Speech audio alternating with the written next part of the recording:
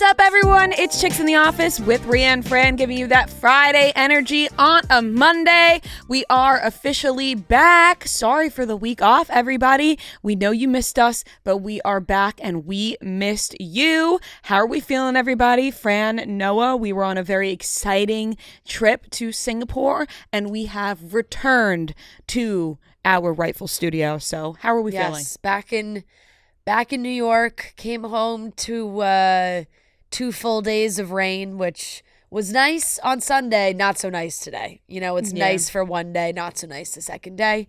But good. I mean, it's a massive time change when you go to that part of the world. So being there was a tough adjustment. And then like right as we probably felt like we were getting a little more comfortable, we came right back.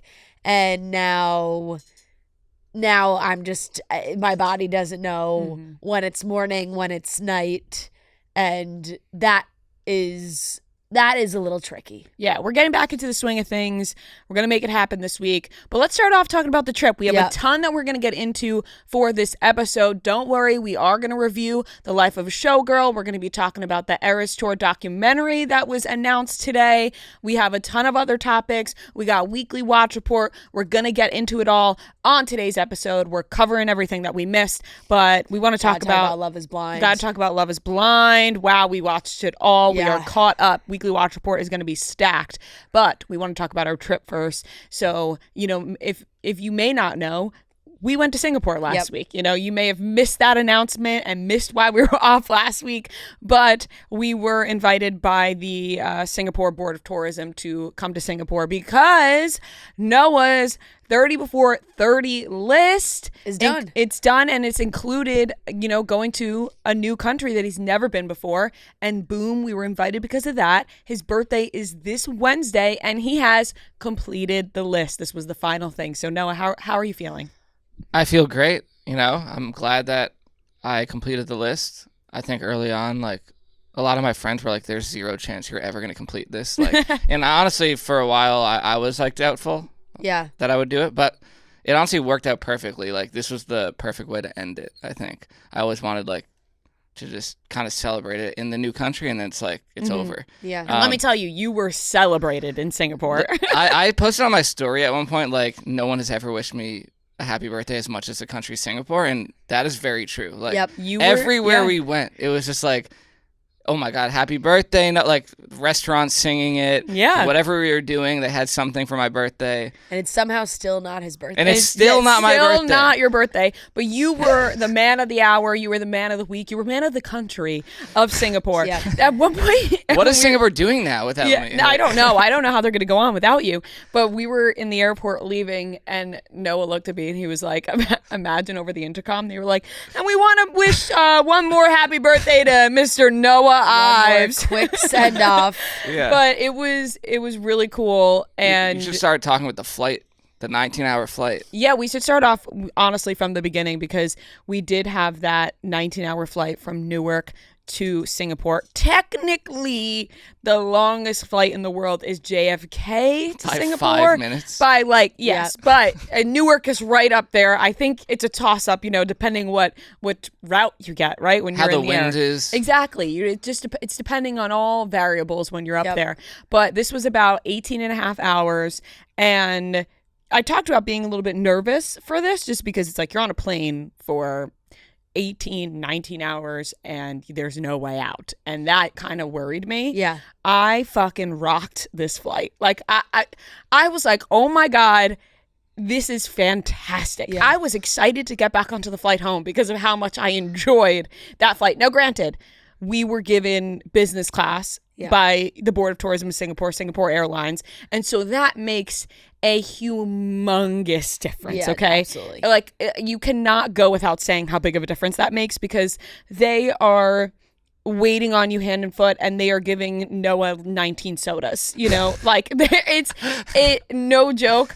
This man, we were all sitting next to each other. Yeah. It was me, then Fran and Rhea. This was assigned seating, by the way. We stuck to assigned seating. Because when we posted a video or a picture of how we were seated, the amount of replies I got that people were like, Fran being in the middle of you two, like for some reason shocked everybody. That's what everyone was replying. Rude. And I don't think it's rude. I think people think that just like, they think that me and Noah are going to be like, fucking around, like being silly, and you're going to have to like put us, in time out sort of thing.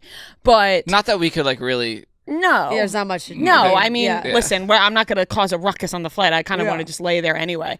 But that was assigned seating, and I thought it was perfect. Yeah, also it's like we were in our own little pods and Noah was across the aisle, so I couldn't even see him. I think the way that he couldn't even really see us either unless he was like fully leaned up into his chair and over, I think that the way that the picture looked, it looked like we were genuinely 3 in a row and that there was no aisle in between, and that you were just, that would, if it was 3 pods like that, I don't even know how that would work. How would you go to the bathroom? Like that would be, you'd be kind of for stuck. 19 hours. That would be, Fran has to crawl over. Yeah, that would be very hard. Yeah, there'd have to be some other setup there for sure. I thought we all rocked that flight. I very much enjoyed it. Mm-hmm. I think like just give me my own little space. Mm-hmm. My own little space with my devices, like a toddler, with my devices and my snacks, and I'm good to go. Yeah, I'm good to go. Also, like it was a football Sunday, so that actually helped a lot. Yeah, it did help a lot. They have live TV, so you can watch the football games. Yeah, watch a ton of movies. That was helpful. Lots of good movies. Food was fantastic. Delicious food. Some great noodles. Yeah, I had salmon. There was steak. It was all fantastic. And you're right. Time flew by because we had tons of entertainment, had our iPads, had the TV that they had with their movies, everything we downloaded. It kind of just like flew by. Took so much care of us. They did. Specifically one. Specifically you as well. When I told her about my nut allergy, she was checking on me. As they should, which was great. On the way there, like when it was time to land and everyone has to fix their seats up and everything, no one's been more asleep than Noah I've ever seen in my entire life. Like the poor woman was shaking him, trying to wake him up, and he wouldn't wake up. And then I was like, I mean, I'll take a whack at it. So like I start shaking him. He's not. I took my Squishmallow. I'm hitting him, trying to wake him up. Nothing. He's dead. Yeah. I had to like ferociously shake him to wake him up. He was solid as a rock, dead asleep, which makes sense, because you were up. I was up all before that. Yeah, you didn't sleep much on the way there. I mean, you had so much caffeine with all the sodas. I never really factored that into when I was drinking the sodas. By the way, like people were asking like why was the soda so good? Like I don't know. And honestly, the way back, it wasn't the same. Like, it was something about, maybe it was the excitement going there. That probably, but I swear to God, like, well, it was you tasted it. Like, it was very good. It tasted the same to me on the way home. Like, I think that it tasted actually did taste different to me on the way home. There.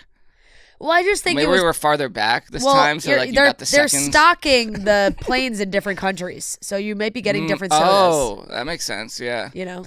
You never know, but you were loving it. But also, like, I think on the way back was more chill. Like, if we wanted something, we could ask them. But the way there was like, if they kept coming by, being like, "Do you want another?" And I'm like, "Yeah, I'll take another." Yeah, like, you want another wine? Sure, I'll take another wine, another Diet Coke. Yeah. They were. It was great. The service was phenomenal. So we started off great on the flight there, and then we landed and immediately went to the night safari at the Singapore Zoo, which was very cool. Very cool. We fed rhinos. We fed elephants. I was laughing because we posted pictures kind of right when we got there, and people were like, "What are those animals?" And I was like, "They're rhinos." Yeah, people weren't sure what that animal was. Yeah, and they thought it was AI. Like the picture, because the rhino literally was smiling in the picture with us, and they were like, "Is this AI?" I'm like, "No." In the moment, I was also thinking, like, I think a lot of people are not as familiar with the Asian rhinos as they are with the African rhinos. Yeah, and I feel they like look different. Rightfully so. People are like, "Wait, rhinos? You can like just feed rhinos like that?" Like, I never thought you could do. Like, I thought they were pretty vicious animals, but they were pretty chill. They're in the zoo. In a zoo. So. Yeah, they were chill. I don't really know if we'd be walking straight up. No, I wouldn't be like in the jungle doing that. No, elephants were sick. Yeah, they were really cool. We were feeding the elephants, which was so cool and beautiful. Just beautiful creatures. Some gorgeous animals too, like that white tiger I've never seen. It was really cool. Mm-hmm. Something that I think they said that what were they the first night safari ever? Oh yeah, like in the world. Yeah. That was really good. Just something about it being nighttime. It's just like way more peaceful. It was I mean, very cool. it is very smart too, because it's, you always feel like people go and not do as those hot. activities in the daytime and the animals are sleeping, because that's their time to sleep during the day, and then at night they're awake. There was a nice breeze at night. It was it was beautiful. Yep. And so then that was very cool. Right, that was the first night. Then we went right into the second day, which was the food tour, the Hawker Center's the food tour, and we had this wonderful guide, Eldrick, who was very passionate about what he did. And so we learned so much about Singapore. We learned so much about the food, and the food was delicious. Really good. Walked through like Chinatown, which yes, is cool. we walked through the markets, Chinatown. We saw Little India, which was all very, very cool. Yeah. The food was fantastic. It just was cool to get that set up and have someone kind of like pick and choose, because there's so many, an overwhelming amount of options when you go in. Even just the one in just the Hawker Center in Chinatown that we went to had like 200 something stalls. Right. So it's just these are like a lot of some of these are like Michelin star street markets. Yeah. That whole thing. Yeah. So they are really, really, really good. We were being quizzed on what the food was. We were. That was that was tough. Yeah. Because we were really hungry and we wanted to just eat the food. But we were being quizzed a lot, and we couldn't answer. We had just gotten off our flight, and there was a lot of questions of what we were tasting in the food, and we didn't, want to be wrong. We wanted to answer. Yeah. There's a lot of quizzing going on. It was also like, at a certain point, we just don't know. Right. We were like, tell us the answer. When somebody is asking you a question and they really want you to guess. Yeah. And you're like, look, that was my one guess. And when someone's like, okay, what else? I'm like, I don't have anything else. Right. That was my one guess. Obviously it's wrong. Obviously it's wrong. So what's the It's like when someone's like, I'll give you 3 guesses, and you guess the 3 guesses, and they're like, okay, I'll give you one more. You're like, no, I gave my 3 guesses. Those are my guesses. Now just tell me what the answer is. Because I don't know. At that point, we were really hungry, and we were like, just tell us the answer and give us the food. We are really hungry. But we did learn a lot, so that was a plus side to that. And then after that, we had man, as if I'm the only one in the group that got something wrong. Rhea guessed cheese. No, that wasn't. That was only. It was only because of his reaction that was so funny. Which made me not want to answer anything anymore. Yeah. When you're. I felt like I was back in school. Like when you're asking questions, and in your head you say the right answer, but you're afraid to answer because you don't want it to be wrong. Yeah. And then they say the answer, and you're like, oh, that was what I was thinking, but I was afraid to be wrong. And then finally you give an answer, and it's the wrong answer, and they laugh in your face like he did to me. Laugh. Yes. Then it goes back to being in school, being afraid to raise your hand and answer the question. Yeah. Yep. I was like, I said cheese, and there was no cheese in whatever we were eating, and he laughed so hard. So hard. He went, cheese? He's like, oh my God, you said cheese? I was like, get a load of this guy. Well, there goes my guesses. Oh, man. There were a lot of stuff that I couldn't eat, by the way. People were like worried on my behalf about the peanuts, where there was like a lot of peanuts on the table, but I had my EpiPen and yes, luckily, you were very safe. And you were warned of like, don't go near this, don't go near that. The thing is, it's like, in that type of environment, there's a part of me that's like, something could have slipped in. You never know. So luckily I survived. Yes, thank God. But everyone was very cautious about your allergy, which was very nice because there is a lot of peanuts involved. Then after that, we had another tour that same night that was a bar crawl. Yeah. And we were not sure what to expect with this bar crawl, but it was fantastic. Yeah. We had a lovely guide, Jasmine, who took us to all these cool bars. We went to one bar called Native, like everything's made in house, and different drinks and combinations that is not done anywhere else. I had a pink guava wine that was just fantastic. Yeah. You guys had cocktails that were amazing. Cocktail was delicious. And it was so cool to go to all these bars. And then we ended. One of them was top 50 in the world. Yes. Yeah, Jigger and Pony we went to, which was really cool. And it made the list again. Yeah, because the new list came out just the came day out. after. Yes, we were, waiting. I think number 7 in the world, which is crazy. Yeah, it was up 9, I think maybe. It was top up, 10, it was up there. Yeah. Which is very cool. And my drink was fantastic. It was. Drink, We had an old fashioned. Yeah. It was gorgeous. And then we ended with making our own drinks. Yes. which Singapore Sling. Singapore Sling. the signature drink. Yes. It's a delicious drink. It was really delicious. Yes. It was I wasn't sure what to expect because we were making it. You know, when you like see everything going into your drink and you're like, I don't know how all this is going to turn out together, but it was delightful. Yeah, very like punchy, punch forward. Yes, you know? that is true. Like not a little obviously more not made with gin, so that makes it a little more floral. But it was cool. We were in the back room of the bar, and the owner of the bar was there, and then the people one of the guys who created the actual one of the distributors gin for the gin was there.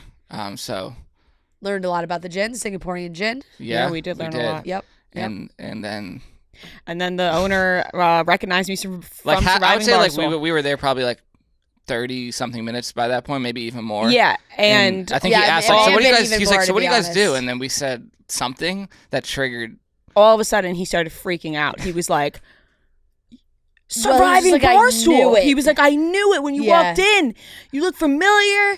At surviving Barstool, Rhea. He was going crazy. He was like, he goes, we're getting champagne. Yeah, he was like, let's celebrate. The whole show. Yeah, He's like, you won. He was like, you won. Your speech was gangster. You told everybody, fuck all of you. I played you. I played this game. I was like, oh my God, you know exactly He was what like, happened. you just got married. He was like, you just got married. Congratulations. He knew everything. He knew. He showed us he's like, look at my phone. Like, it's all Barstool. But yeah, it was insane. He literally knew everything about surviving Barstool. Yeah. And a lot of the people here. And also he was like, you put that guy Rico on a bus for 24 hours. Yeah. I was like, wait, what is going on right now? Yeah. Which was so funny. He knew like everything about everybody here. It's like, oh, bloody balls. Yeah, he was like, is it true Caleb hired him because he was fast? I was like, yes, that did happen. That did happen. And then all of a sudden he brought out bottles of champagne. So we sat on the roof. We had a couple bottles of champagne.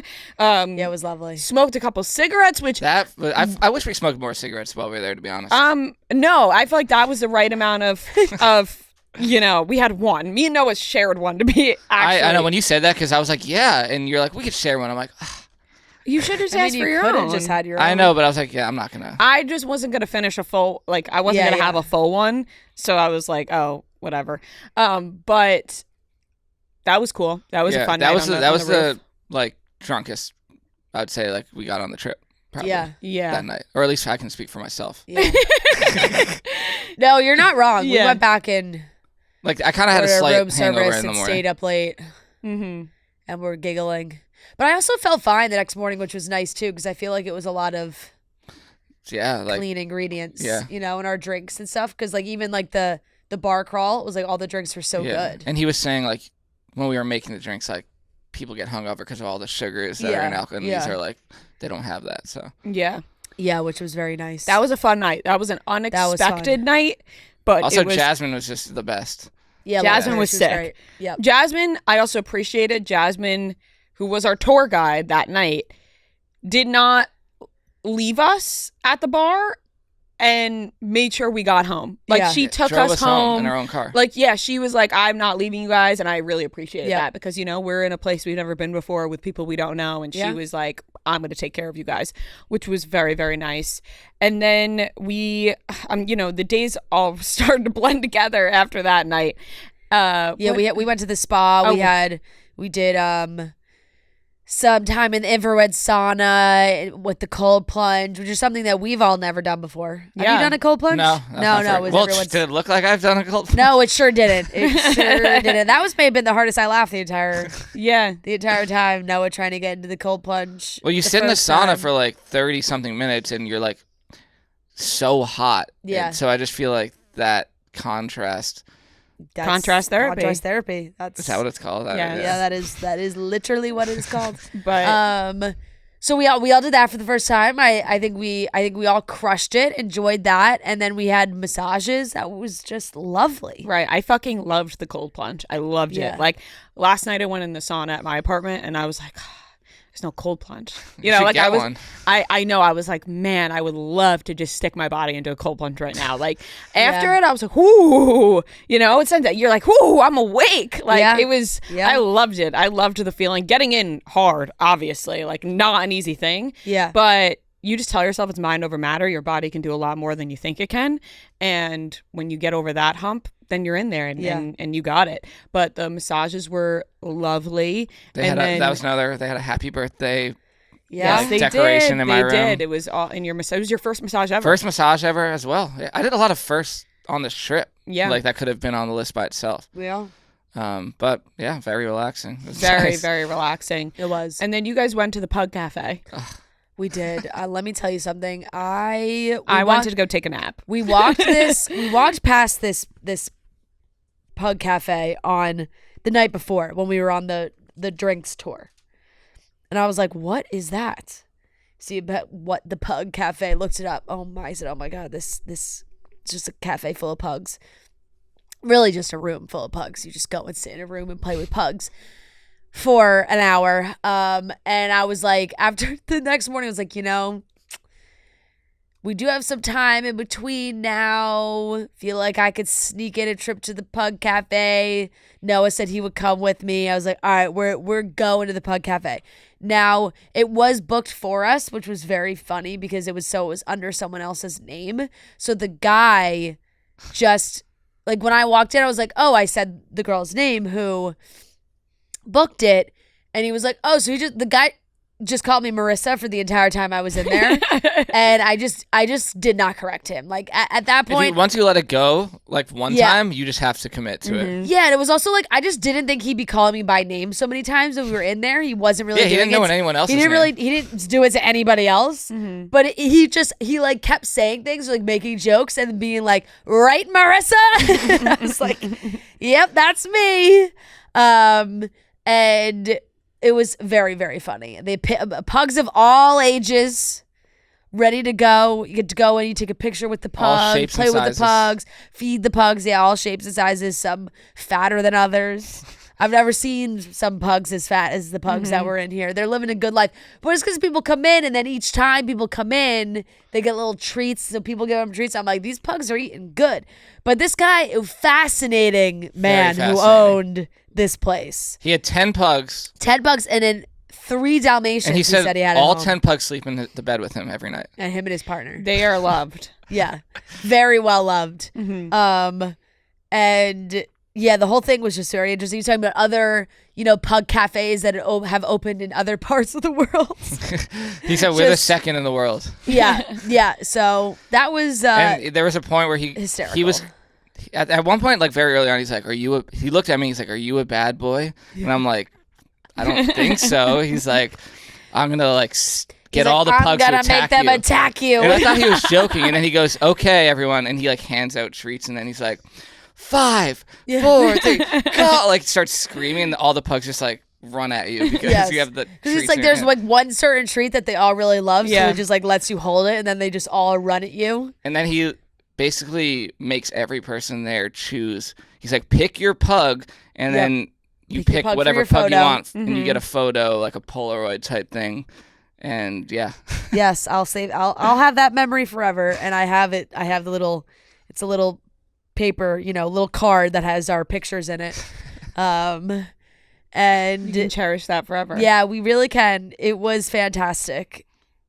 I did not it was exactly what I had kind of anticipated, and it was very. In my mind, when I said I'll go, I'm happy with how it turned out, but I was picturing a real cafe where their pugs kind of just hanging out, but this was just sit on the ground and play with pugs for an hour.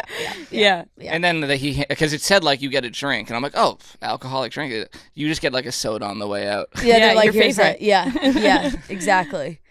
But no, I think other ones in other parts of the world are obviously different animals. There's a bunch of cat cafes and things like that too. But that was very, very funny. And then we went back and we did the whole Gardens by the Bay, which is stunning. I think a lot of people recognize that the most as a big, Singapore landmark attraction. That was really cool. So it's they had the Flower Dome, the Cloud Dome.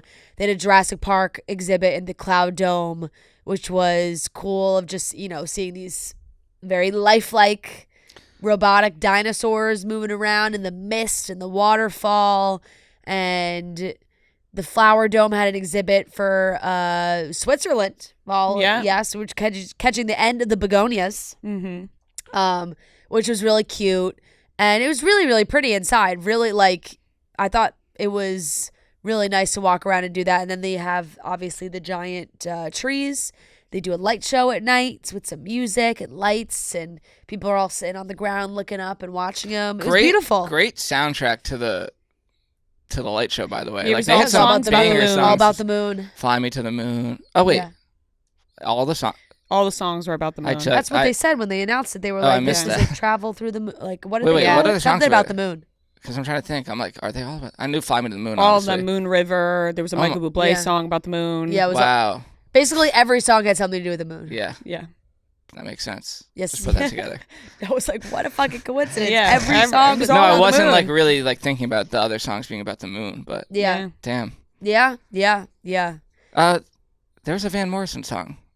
Was that about the moon? They were all about the moon. It was literally Moon called... Dance. Wow. Wow. Okay. Yes. This makes so much sense. We promise you, they were all about the moon. They made it very clear when they announced the title of the show. There was something else on this trip where I was like, wait, I put it together and you're like, are you joking? And I'm like, no. It's just so obvious. It might have been, maybe it'll come to me. But you guys were both like, what? I forget. Like, are you joking? I asked you, I was like, is this a bit? And you were like, no, I'm dead serious. I was like, I forget what it was. Oh, the Maryland? Oh, well, that's a whole other thing, but that was... No, I don't remember. Merlot. I'm drawing a blank on that. No, I don't remember what it was. But yeah, I remember whatever it was. I remember me being like, is this a bit? But I don't remember what it was. I think it was something song related, but I don't remember. Maybe it'll come to me. I don't know. Well, maybe it'll come to us. In case you didn't know, Abercrombie's new Sunday Sets collection is live. I'm actually wearing one right now. It's so comfortable. I'm in the gray Sunday set. It is so comfortable. It's full of mix and match sweat sets and their iconic Soft AF brand in their fabric, made to make every day feel like Sunday, minus the scaries. Their men's A&F Essentials collection is really for everyone. Abercrombie's viral hoodie. I always steal Matt's Abercrombie hoodies because they are so comfortable. It's the essential popover, and it just came out in new colors and prints. There's also the YPB, aka your personal best, is Abercrombie's brand of activewear. My personal favorite brand of activewear is Abercrombie's YPB. It's so comfortable. I have all the color sets, the shorts, the leggings. I love it all. It's what I love working out in most. It's so comfortable. Abercrombie drops new arrivals every single week, so you could shop in their latest app, online, or in stores. Shop Abercrombie's coziest sale ever and get 20 to 50% off all sweatshirts and sweatpants. Stack our exclusive code AFCHICKS, get an extra 50% off almost everything at checkout. Excludes clearance. Online prices reflect the discount. So use code AFCHICKS to get an additional 15% off almost everything from October 8th to October 13th. So today is the last day, so make sure you're shopping. Offer valid in US, Canada, exclusions apply, and you can see the details online. And we had dinner up on the Marina Bay Sands iconic hotel building. I think everybody has recognized that if you've seen Crazy Rich Asians. They had the big event up there. We went to C'est La Vie. Delicious dinner. Beautiful views. There was thunderstorming, which was really cool because you could see the lightning strikes through the sky, which was really cool. Miss Ives. Yeah. Every reservation was under Noah's name. So it's like we're saying Noah Ives. And then actually we took a picture, the three of us at dinner. And we stood up and all the other tables were looking at us. After and I looked at you guys and I was like, what do you think people think our group is? Why can't we just be three friends? I said siblings. Yeah, maybe siblings. The way people were looking at us, we're celebrating his birthday. People weren't thinking that. But I guess why couldn't we just be three friends? I don't know. Yeah, I don't think I would look at a table that looks like us and automatically assume anything other than siblings or friends. Yeah. Yeah, maybe. I'm just saying I felt like we were getting some people were staring. Or maybe just because we were. Maybe because people were walking us around and really. Maybe that's why they were looking. Wait, that's Noah. He's the birthday guy. Yeah. Maybe they just knew who Noah was. Yeah. But maybe that dinner was Noah's birthday. Delicious and gorgeous. Yeah, beautiful. It was stunning. Yep. It was absolutely stunning. Then the next day we kind of took the morning and afternoon off from doing like an attraction or anything, excursion. We were kind of just like, let's explore on our own time. And I'm kind of blanking. Walked around Orchard Road. Oh, yes. Oh, yeah. We walked around. Yeah. Do you want to talk about your window fascination shopping? with every 7-Eleven? Oh, my God. I guess that leads into... Yeah, it does take us to the incident, but you really do have to start it off with all the 7-Elevens. Right, so... There wasn't a 7-Eleven that you didn't... Like, if you saw it, you walked in. Yeah, so I don't know if anybody else has been on this side of the internet where the 7-Elevens in Asia are talked about and reviewed because people love them so much. Like, it's such a big thing. They're like, you got to go to the 7-Elevens in Asia. They're amazing. They have amazing food and snacks and drinks. It's in a whole thing. So for years now, I have always wanted to go to a 7-Eleven in Asia because I've wanted to experience these snacks and drinks. I've watched so many reviews of people tasting these things, and I thought I'll never get to do this. And so when we were invited to Singapore, I was like, oh my God, I'll get to go into a 7-Eleven and try these snacks and drinks. So I took it upon myself to kind of scout out the 7-Elevens. I one morning walked around by myself going into every 7-Eleven that I passed to see if they had the snacks and drinks that I wanted to try. And the one closest to our hotel actually had the most. I was like, wow, how convenient. They have all the things that I want besides one thing, the ice cream that we ended up having at the airport, which was very cool. So I was doing a little tour myself of all these 7-Elevens. We went to Orchard Road, and I went into every 7-Eleven there. And the malls there. And the malls, and we're gorgeous. Stunning. We're gorgeous. Gorgeous. And obviously I paid a lot of attention to that, Gorgeous. but my sights were set on the 7-Elevens.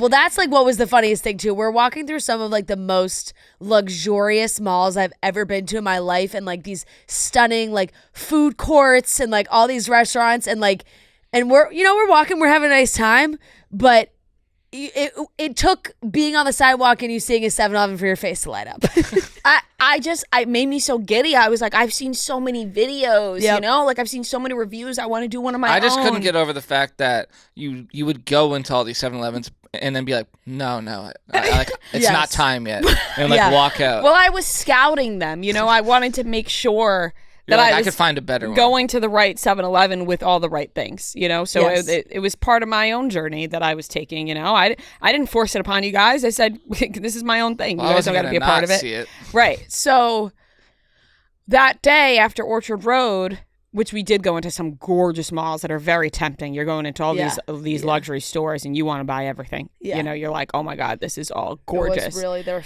stunning. Yep. But we left and everyone was really hungry because we hadn't eaten yet.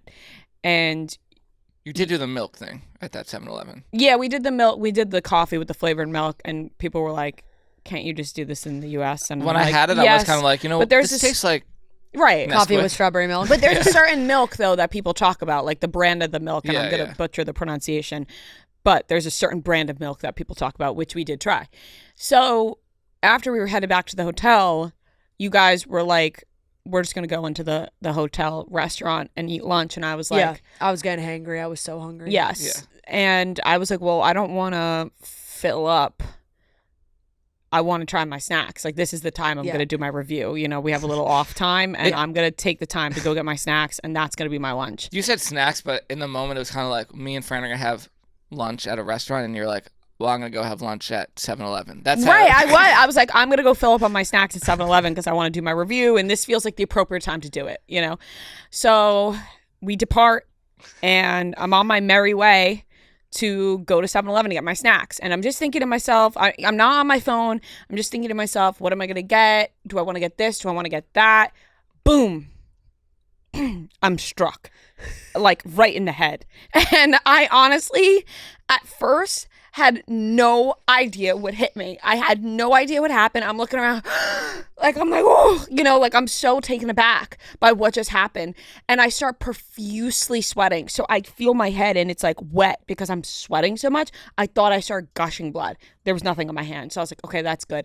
But now I'm rattled. Like, I'm like, what do I do? Nothing's worse than having that happen when you're alone too. Yeah, and I'm alone and I start... You're like, do I get up and just pretend like that didn't even happen? Or no. like, or am I like gonna meltdown? No, right. And it was like a meltdown. Like it hurt so bad that I had no idea what to do. do with myself. I was like, what do I do right now? By the way, myself and Fran were sitting down for maybe 5 seconds at that point at the restaurant. Like, we had been gone from Rhea for like 30 seconds. Yeah. And Fran is like, she just texted us, like, emergency, I just got whacked. She says, emergency, I just got whacked. And I was like, what the fuck does that someone mean? Punch you in the face? I had no idea how to. And like, Noah and I's first gut reaction, we were like, wow, everybody keeps talking about how safe of a city Singapore is. Yeah. Rhea saying she got whacked? Guys, in broad daylight? Yeah. I couldn't put together what happened. Like, I got hit. And I didn't even know how to describe to you guys what just happened. I was in a rush. I was in a state of what the hell do I do? Yeah, it took a while for you to even explain it when you got to us. I couldn't. So I'm like, okay. You're like, the thing. I was like, yeah, Rhea comes into the restaurant. Yeah. I don't even know how to describe the state you were in. I ran back to the restaurant, or like fast-paced walk back to the restaurant because, okay, I can't go to 7-Eleven now. I'm all discombobulated. And I get into the restaurant. I see Fran and Noah, and I can't even describe what just happened to me. I'm hysterical laughing, like genuinely, borderline, but also it was sobbing. Like it was one of those where both Noah and myself are just like, how do we react right now? Like, is this funny? Like, are we laughing? Or are we like, oh my God, haha, this just happened?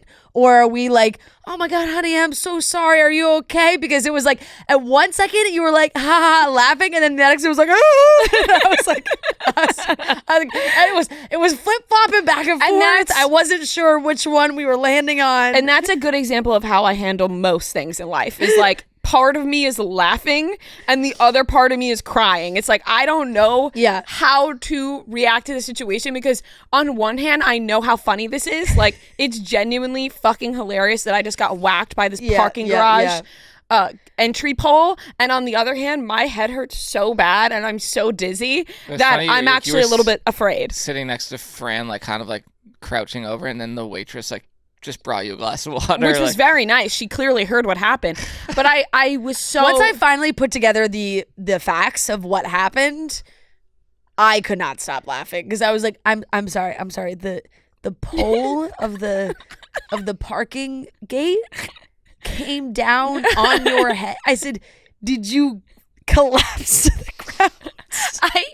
First of all, I felt like an idiot in general, because I was like, why was I walking under? Because that's the questions everybody asking themselves. Yeah. Why was I walking under the parking garage pole? Because the car would have had to be in front of you. But there was no sidewalk or anything. Yeah. You have to walk through the parking garage to get to the 7-Eleven. Right. So it also wasn't a garage. It was outdoor. Like, it was, parking lot. It was a parking lot that was a gated parking lot. Yeah. You know, it was like you had to pay the meter to get into the parking lot. Right.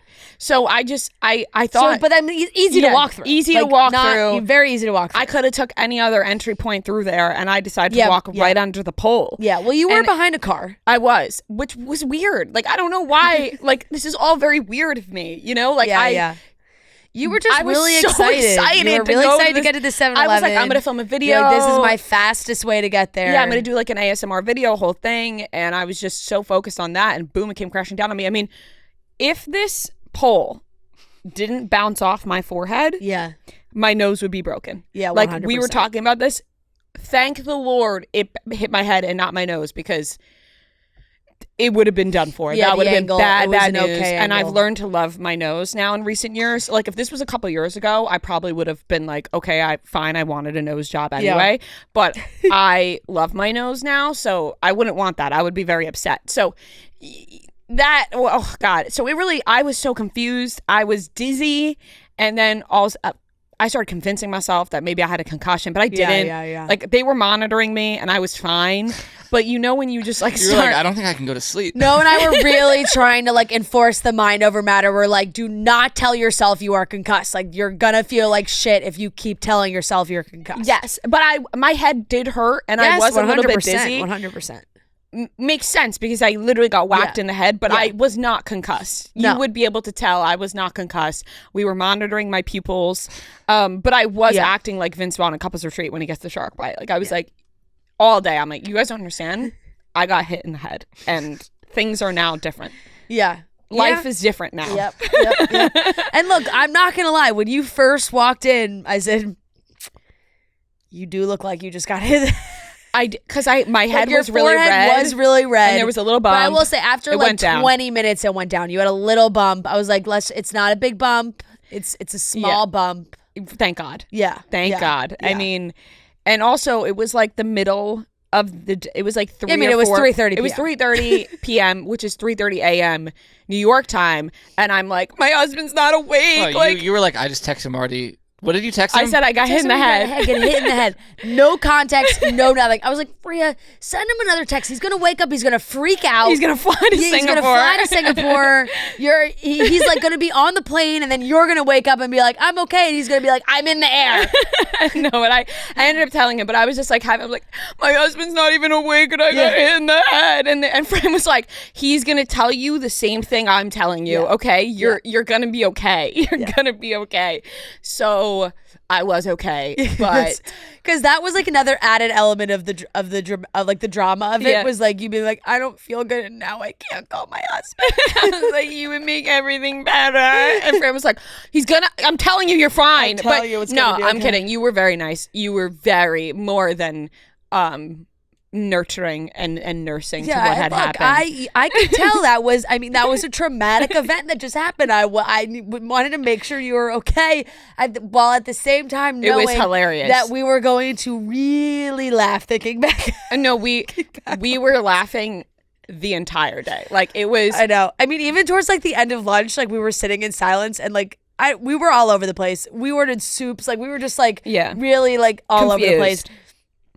At that point, too, it was like we're trying a lot of new foods. So, like, our tummies were at some points disagreeing with us. So, when we sat down, it was like, this soup, I feel like, is actually what we need right now. And we're sitting in silence at the table. And at one point, I just, like, just couldn't stop giggling. Because you're also, like, holding your head and, like taking spoonfuls of the soup, like deep breathing. I know. And then I took you guys to the scene of the crime after. Yeah. I was like, you guys have to come look, see what happened. This. And you were like, wow, that thing came down on your head fast. Yeah. That pole was moving at a warp speed, let me tell you. And even with the cars, it was a faulty pole. It was. Did you see? You guys watching? Some of the cars were faulty pole. It wasn't going up in time. And like, let me tell you, after the car went through, it was going down fast. Right. It wasn't. It was a faulty pole that hit me in the head. And let me tell you, this couple that saw me from afar, their reactions to me getting hit in the head, that also scared me because they saw it from afar and I saw both of their faces go, and then I dipped out of there. I was like, I don't want them to come over to me. You know, you're alone, you're embarrassed. Yeah. So that was definitely a bump in the trip. Yeah, it was. Get it? Yeah. So that was, but it was funny. It was very funny. But then after that, obviously we had the most activities, right? So it was time to do the Singapore sidecars, where we're in these sidecars with helmets on, racing in the streets. And it was funny. I posted like a video of me being like, I got hit in the head, and then my next video was us in the sidecars, and people were like, Rhea, what are you doing? How are we getting from point A to point B? Right. Like, what happened in between these two events? Yes, but I rested and I recovered, and we did the sidecars, which were a blast. Yeah, those are really, really cool. Sitting like these little vintage sidecars, going like riding through the city, getting to see all the sights and the buildings, and it was really, really, it was a beautiful night. That was probably one of the coolest things. Yeah, it was from really the trip, cool. I'd say. It was that was my favorite thing. That was awesome. Yeah. It was so and cool. It was like right as the sun was setting. Yeah. And you just get to see all the sights. We just missed F1, which was also really funny because literally every single person we talked to was like, "You guys here for F1?" We were like, "Nope, we got here as it ended." So there's the Singapore Grand Prix was on Sunday. Like we got there Monday, the Grand Prix was on Sunday, and what's really cool about that specific race is like it is throughout the city, so we were on the track. Basically, I mean, the roads are the track, but they have all the things built up. So the stands were all still up, like all these things that even when we were like in the sidecars, I was like, okay, F1, like here we go, like riding through the open open roads was actually very cool. So it was really cool Yeah. to see all of that. And definitely like top thing on the trip for me was Yeah. And the That was guy, really cool. Simon, who like created it was very cool and like giving us history. He was Yeah, telling us yeah. like, you know, Drew Barrymore and like any celebs who come there now, yeah, like they we'll a do the lot. side. He said a lot of people did it. Yeah, But he me was and Drew sat in the same Yes, the yellow sidecar. one. He Yeah. my guy told me, he was like, "This is the." Drew also was in the yellow sidecar. I was like, "Wow, I mean, I do know her." yeah. I no was in big the deal. first electric sidecar, which is cool. Yeah, Yeah. yep. We heard the whole background of it. It was great, but that did lead us into going to a dinner that I had searched maybe like the night before we left because I saw it on the itinerary and I didn't really do too much digging. And then I texted the two of you. I was like, guys, did you look at the restaurant we're going to on Thursday night? Which neither of you had as well. And then we were all looking at it together and we said, okay, this is going to be a journey. And The name alone. it certainly was. So it was a place called Absurdities, which, you know, really says all you need to know. But it was a performance-based meal and also like combined with the antics of an escape room where you have to like kind of figure out how to get out of the room or into the next multiverse. room. And each room, you know, we had basically an award-winning actor and they had a whole spiel before we had whatever course it was. And the food was very tasty. And some of them just did not break character, or No, wouldn't I break mean character. most of them did Yeah. not. And Which was funny because the first room we went to, they knew I had a nut allergy, so I'm like, Yeah. I should be fine. But the first room, the like objective was like find out what this is made of. So then he hands out like all the food, and I'm like, okay, but on a real note, like this doesn't have nuts, right? He's like, no, I know all the ingredients, trust me. But I'm like, He gave you an attitude, then he looked at you and goes, "No, there's no nuts." yeah, but I'm because like, he had to break are character. there nuts or Yeah. like? you took him out of his performance, Yeah. so he's kind of pissed. And yeah, we just you know, then you had to really like getting into each different room was another experience. Like a lot of it was crawling or like going through climbing and crawling into another room and Finding hidden doors. Yep, hidden doors. And it was the three of us, and then there were two other couples that were a part of our group. And one couple was celebrating their, you know, anniversary of many years. So they've been together 13 or for a 14. long time. And the other seemed like they were definitely on a earlier date. They were hysterical because they were definitely drinking a little bit. And maybe they were even a little drunk when they got there because after the first room, like, she specifically was really testing all of our leaders in each room. I felt like they That's a good way to put it. they all, I only imagine that they all got together at the end of the night and said, man, that one girl from the 7:30 reservation, woof. So true. Because she was also really trying to get them to like break out of it or like not answer the questions that they want. And we were in one room was like a desert, and she just kept telling the guy that she wanted 3 wishes. She's like, you owe me 3 wishes. You owe me 3 wishes. Because he was like kind of dressed like a genie. I don't know, but like not really. Not really. Not really. She said he looked like Aladdin. Yeah, yes, which was probably more accurate. And then Yeah. at one point, the kid got so fed up, he was like, I'm not blue. No, but so she was saying that to him, and then we'd go into the other rooms where like they don't know what happened in the other rooms, and she'd be like, he promised me 3 wishes. Where are my 3 wishes? And they're like, what? Yeah, the other people would be like, "What are you talking about?" It was actually a whole sideshow within the show itself. Yeah. And then like each room was another course, so we were trying different food, and it was certainly an experience I have never been through before.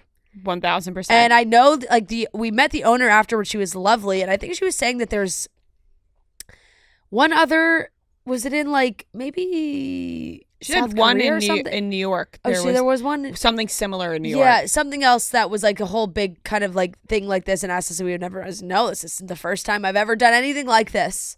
It was interesting. It was absurd. interesting. one might It was say. absurd. That was, yeah. Man, no, I'm really trying to remember what it was that you Oh, my like dumb. Yeah. Because I feel like, was it maybe when we were at Absurdities? I thought it was in like the car that I said something, and I was like, there. Maybe It was a really. it's like in the back of my mind. I really can't. Like think later of, it'll come. I know. Like when we're done recording, it'll probably come to us. And Friday we went to the Art Science Museum, which was really cool. Really, cool. really cool. Fun museum. Very interactive, which is always fun to participate in things, and that was really cool. They had like a very interactive different rooms, and one was like this crystal room, crystal universe that you could walk through, and all these things. You know, I posted a video. Everyone thought I was pregnant, and that was how I was revealing my. Oh yeah, Oh, I can kind of see that now. Yeah, I watched that because of my crossbody bag. Yeah, and like the shadows. But I watched it again. And I'm like, I so clearly have a bag on, and it like where on my Instagram. All the comments Wait, are like, you posted a video on your Instagram and I didn't see? Yeah, we were on the plane. What? Yeah. Oh. Yeah. I never saw this. Yeah. Oh, you're very clearly wearing a bag. Yeah. But just look at all the comments. That's how you announce Oh my God, it. your comment, guys, be for real. The bag is so easy to see. It is. Because I was getting fed up with people. Oh, wow. Every single comment. Oh, I didn't even. Oh was my that God. thinking I was revealing my pregnancy in Singapore with you two. You know what? We will go. Excuse me. That's more than Fran tells Joe, like, hey, so I think I'm going to go to the Art Science Museum, and that's how I'll reveal it. Honey, I actually think I'm going to announce my pregnancy across the world from you and with Rhea and Noah. Every comment. Thinking I'm pregnant. Oh my God. I also was like, guys, like, can we just use some critical thinking? Like, I'm so clearly not pregnant. I just posted 1 million photos and I'm in Singapore. We went on a bar tour the night before. But it's like, I just posted all these pictures from us at the Gardens by the Bay. Yeah. Like, not pregnant. No, I know. I'm pretty stunned by this. I know. So, I mean, that's so clearly a bag. So clearly a bag. I know. I don't even know how you can confuse that for like 1 second when it gets dark. When it gets dark and you turn, but that's not how the video starts. It's not how it starts. Like maybe just right there. Yeah, right there. Maybe just right there. One there. silhouette. Oh my God, right there too. Yeah. Okay, yeah, but in the beginning, it's bright and it's so clearly a bag. Yeah. So, but that, and you know what's so funny is like I was so proud of that video because I was like, I timed it to Opalite perfectly. Yeah. Where like I can't believe I missed this video. I know the lyrics. If you listen perfect to where the lyrics are too. Yeah, I'll listen after. I have it linked up where it's like the darker lights are with onyx, and then when she says Opalite, it gets bright. It gets brighter. That's genius. Like, I literally watched it. It was when like did this you video. Post this on the plane? Literally as we were taking off. This is the problem. You fell asleep. And here's the problem. You went to sleep. This is the problem with Instagram. Yeah. We talked about this. Yeah, you don't see anything.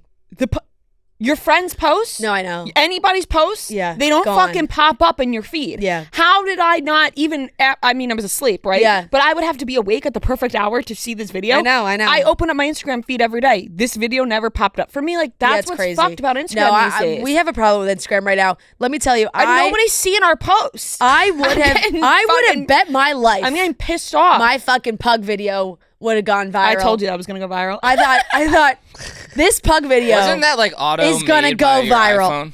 What? Wasn't that video like auto edited by your iPhone? Yes. No, I just that's funny. It was a hysterical video. No, it was. And yes, I may have made it with AutoCut, but it was great. And the fact that no offense to the other videos, I want my other videos to get viewed. But some of the other videos that are like ads are getting more views than my pug video. I was like, what the fuck is going on? And the pug video is great. I agree with you. I mean, the same thing. I I posted this picture. mean, look, at that point, I was like, if everybody's going to comment thinking I'm pregnant, I guess it's engagement. Maybe more people will see my video because that's how low in the views we've been. And not even low in the views.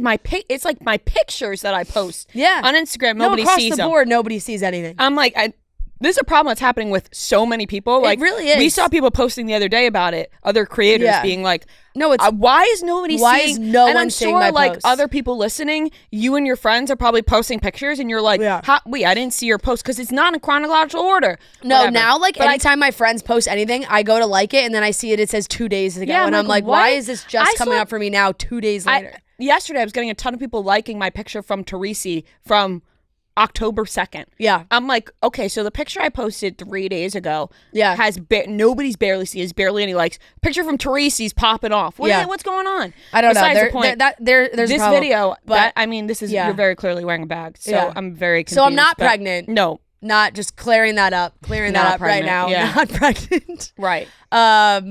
But the museum itself was sick, so that was really fun. sick. We went to a lovely lunch back at Marina Bay Sands. On the other side of the roof. On the other side, got to see the infinity pool. World's longest infinity pool. Yes, I wanted to take really, a swim. really cool. We dipped our fingers in to give it a little temp check. It seemed lovely. Which was cool from that bad. roof. Yeah. If you look out one way, you can actually see Malaysia in the distance, and then if you look out the other way, you see Indonesia in the distance. Yeah, pretty all sick. very, very cool. And then that was kind of, wrapping up our trip, and we headed to the airport, which is the airport's a whole event in itself. The nicest airport in the world. I mean, wow.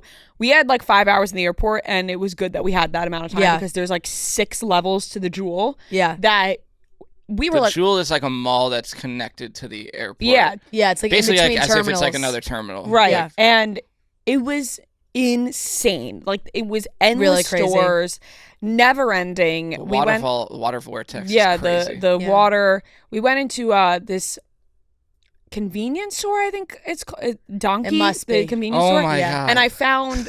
So I didn't talk about my 7-Eleven snacks. Yeah. I ended up doing my review, and I would say the grape. Hey, you could go watch. You could go watch the video on Maria's Instagram if you want to. No, I didn't post it on my Instagram. I posted it on TikTok. On TikTok. I was afraid to post it on Instagram. I'm like, no one's gonna look at that.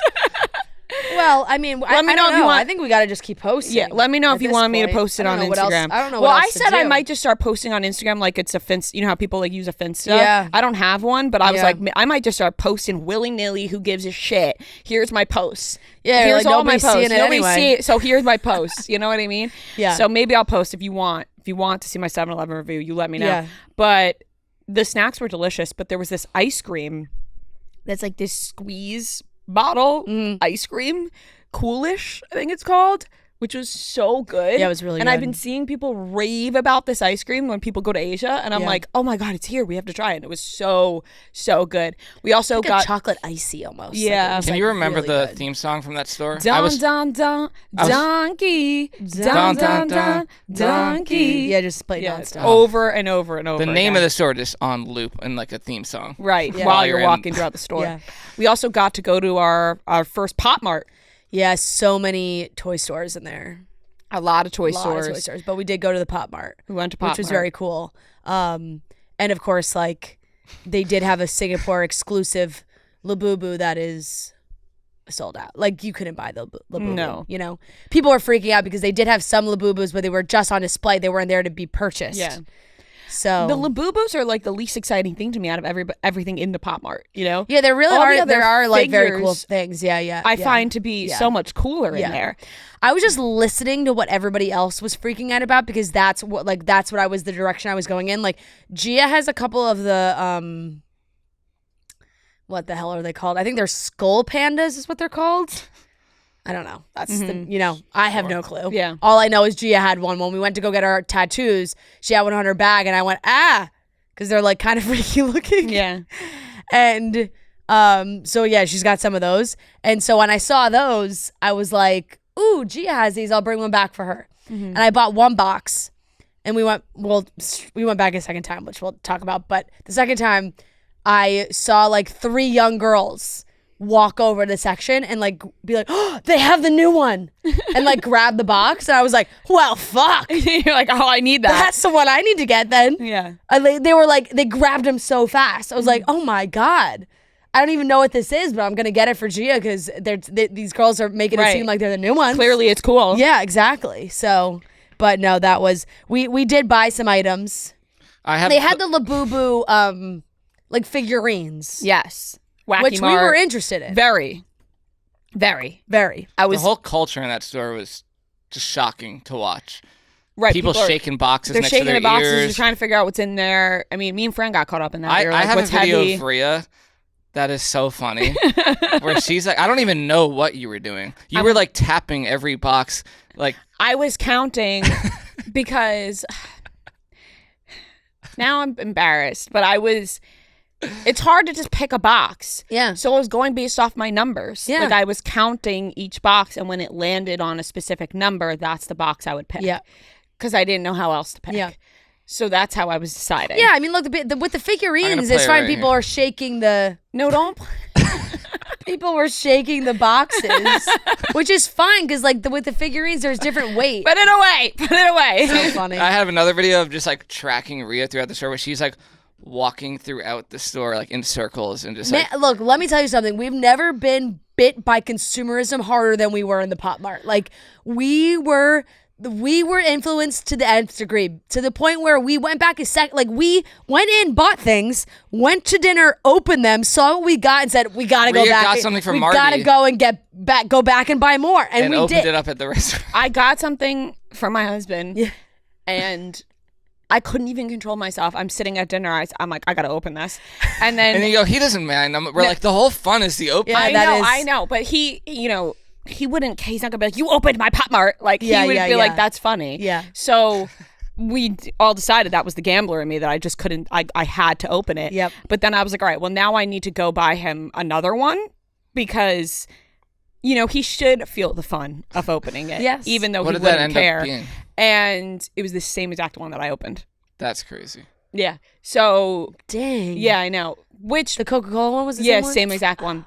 Well, But now they you look guys cute. have matching. Yeah, but now they look cute next to each other. Yeah. But when I told him the story, he was dying laughing. He was like, I wouldn't expect anything else than for you to do that. Like, you open up the box and then go back for another one. And then the funny thing was that you got another one, and then after, I think we were like walking to the plane, you're like, I'm not, like, I will not open that, trust me. Like, and then I think 5 minutes later, you're like, I didn't care. I could probably open it. I didn't open. I was joking with you guys. I didn't open it. You didn't open it. I didn't. They were like, Fran was like, there's 19 hours on this flight. What are the chances you get bored and you open this up? I was like, I want to, but I will not. But as soon as Matt picked me up from the airport and we throw it in his lap, put our bags in the door, I was like, you got to open these. I was like, I've been thinking about this for 19 hours now. Please open up the boxes. Yeah. One of the other ones I got, so the Coca-Cola one was the same.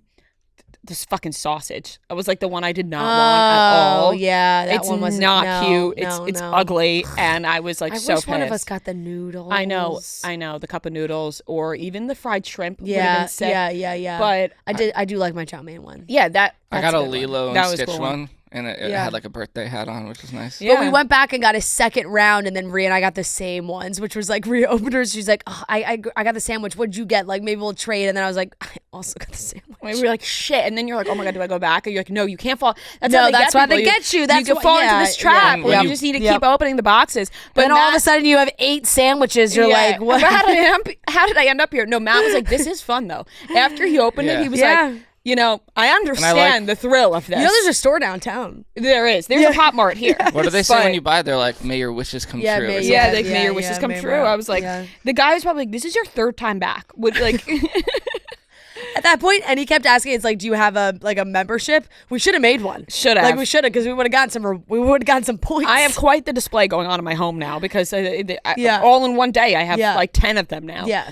Couldn't be stopped. But the whole airport experience was Crazy. something to be noted crazy. because it was wild. Yeah. It was just never ending. Let me tell you, it's going to make going to the airports here way more boring. You Yeah. just scan your like that was the easiest walk through. Like when you get there, you just scan your passport passport, control. walk right through. When you're leaving, same thing. Like Yeah. no, Yeah. you don't actually interact with When anyone. Noah and I were getting off the plane, he had said like, "Oh, we didn't get." He's like, "Oh, I wish we got we didn't get a stamp in our yeah, passport." that's like So fun to true. put and I was like, "Oh, that's so true," but at the same time, like, it was so nice to not wait in a line. Like we just Yeah. walked right. That It is was, a great point. I Yeah. know. I'm like, damn, that's my new passport. I thought that was gonna be my first stamp, and I didn't Oh even yeah, get that one. would have been cool. Yeah. But it was cool to just walk right through Yeah, as well. exactly. I Yeah. was gonna say it's cool to just walk right through, but yeah, and then we had it off, but we had a great time. Really cool, like very very cool city. Totally like a major city, but Yeah. I feel like it lived up to how everybody described it Mm-hmm. to me of like organized, clean, like just a lot of fun restaurants and bars and that. And I feel like it like blends like a bunch of different. It's a small place. It is. They said it was smaller than Rhode Island. Smaller than Rhode Island. Very and you small. could fit 7 or 8 Singapores in New York City. Or New York, crazy. not New York City. Yeah. That would be insane. Because like if it when was you New York see City. like the skyline, it is like wow, that's a huge city. Like skyscrapers. Yeah, but that's major, kind but of it. It's Yeah. It was very, very cool though. A lot of laughs, a lot of good times. Yeah. And now we're back here, but thank you to Singapore, the the board, the SBT. The STB. SBT. They go by STB. Singapore Tourism Board. Really? Yeah. I think they really go by either, but they joked with us that they love acronyms. Yeah, I did pick up on that. They love acronyms, so it was STB was what. Gotcha. Gotcha. Okay, so I said it wrong all week, but that's fine. I mean, I think they're pretty interchangeable. Yeah, probably. I think they're pretty interchangeable. They could be, but it was awesome, and we had a great trip, and we are happy to be back. Yes, and we are headed on tour next week. So reminder, those tickets are still on sale. We can't wait to see you guys, hang out with you guys, and we're officially back in studio. And we have a ton of things to talk about, so we should get into it. We are going to be talking about Taylor Swift, The Life of a Showgirl, the documentary, a lot to catch up on there.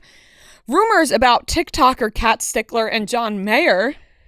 Crazy. Going out on dates. No such thing. Who's to say? Real Housewives of Potomac, Wendy and Eddie, they were arrested for fraud, multiple counts of it. And Katy Perry and Justin Trudeau were seen making out on Katy Perry's yacht. And we have the weekly watch report. So let's get into it. As the holidays approach, you can get what you need to personalize your home with Wayfair. You can shop holiday decor for every room in the house, whether it's Christmas trees, wreaths, or inflatables for the front yard. Wayfair is your one-stop shop. I have my cute little pumpkin bowls from Wayfair. Made some tomato soup again last night. Ate them in my little pumpkin bowl. So cute. On my dining room table that's from Wayfair. Next to my mirror that's from Wayfair. All personalized from Wayfair. So you can refresh any room in the house with Wayfair. And there's something for every style and every home, no matter your space or budget. Wayfair makes it easy to tackle your home goals this holiday season. So get organized, refreshed, and ready for holidays for way less. Head to wayfair.com right now to shop all things home. That's WAYFAIR.com. Wayfair, every style, every home. So obviously, The Life of a Showgirl was released on the Friday right before we left, so we couldn't do a full review on the podcast. Maybe we posted a couple stories, but that was really about it. No full review. We did our initial rankings. But I'm honestly glad that we had some time to soak it in. Yeah. Because once you really get to listen to an album multiple times throughout the week on airplanes, driving, all different spots, you really get a feel for the album. And it's safe to say that we both love it. Love it. We were, I love it. We were like, it was stuck in our heads the entire trip. And there was not 1 minute I didn't have a song from this album stuck in my head while we were in Singapore. I woke up this morning with Father Figure stuck in my head. Same. Woke up every day singing it. We were in the saunas playing it through our Bluetooth speakers. And it's one of those ones, like, this album I loved a lot more than like Tortured Poets, which is just like, it's everyone's taste, right? Like, that's kind of the whole conversation that was happening last week, where, you know, upon initial hearing of listening of this album, you know, I'm like, my first, and I'm talking about first listen at midnight. Same. First listen again in the morning. I had similar feelings. Listen again in the morning. I'm like, I'm feeling this one. Yeah. Elizabeth Taylor. I'm like, all right, I'm feeling it. Upon third, fourth, fifth listen, I'm like, I am feeling it, this album. Like, I am eating this shit up. And then from then on, I was just eating it all up all week. You felt the same exact way. We were vibing. We were loving it. So I also think her doing interviews, talking about the album, the music, really does help. Totally. Right? Because sometimes you hear a lyric, and rightfully so, I think people go, what the fuck is that? You know, what is this lyric? What does that even mean? You know, this is cheesy, whatever. And then when you allow yourself to dive into the cheese and be cheesy and be sarcastic and be satirical and funny, then you appreciate it more. When she's talking about the lyrics of certain songs and she's like, yeah, that's meant to be sarcastic. I'm not being serious when I'm saying that. you're like, oh, right. Yeah. Taylor Swift is allowed to be funny and not take herself so seriously and just be goofy and let that side of her show. And, you know, she talked about that, like, with Travis now, right? Yeah. Like how so many people have said to her, like, this is you. You've never been more yourself. And I'm like, that's so true. And you know what? I related to that. And it sounds so cheesy. And, you know, I know nobody really wants, like, we don't care. Like, that is exactly how I feel right now too. Yeah. Like, and what people have said to me in my relationship and now being married, like, people are like, you've never been more yourself, like, with this person. I'm like, yes. So, like, watching these interviews of her and, like, hearing her talk about the music, you know, listening to the songs, you could, like, relate to it. You're like, this is so fun. And even if you're not experiencing that as well, they're just fun songs, you know. That's how I took it. And hearing her mindset too, being like, you know, when I was writing my last album, like, not in a good place. Right. And it's so true. I don't know. I just don't think there's any reason to ever put Taylor Swift, like, ever, like, pigeonhole Taylor Swift is one thing. Because she has shown time and time again that she can do so many different things. And every album has shown that. In my mind, like, every album is so different.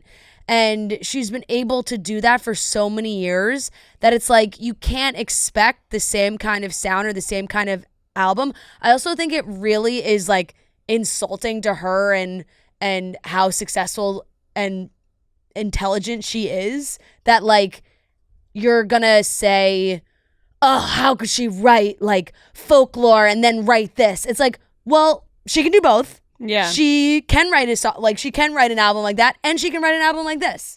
Like, it's fun, it's different, it's like, you can be goofy and fun, she can also be serious and write a lyric that, like, stabs you in the gut, like, it rings so true to you, and all these other things. So, I mean, I don't know. It got wild for a little bit there.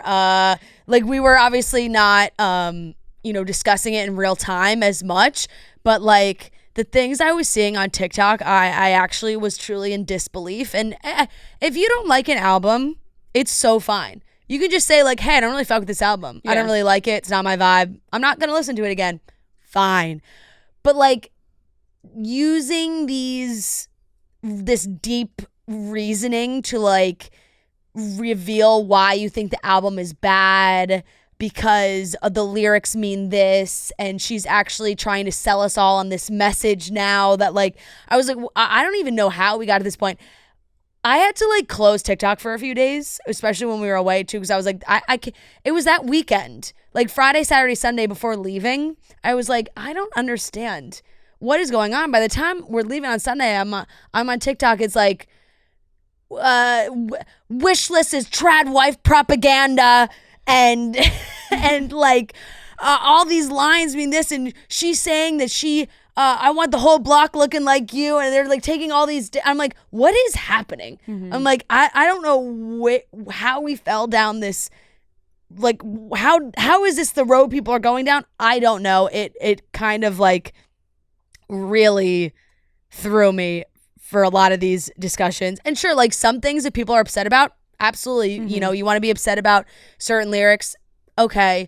But then I just, there were some things that I was like, we're really reaching on this one. Like, have a couple kids, got the whole block looking like you. Like, very clearly, Kylie, Kelsey, and Jason have had 4 girls that are so clearly Kelsey's. It's like, oh, we're going to have kids, they're all going to look like Travis. Like, the Kelsey gene is strong. Yeah. Like, it's also like, thinking about having kids and wanting them to, like, look like their parent.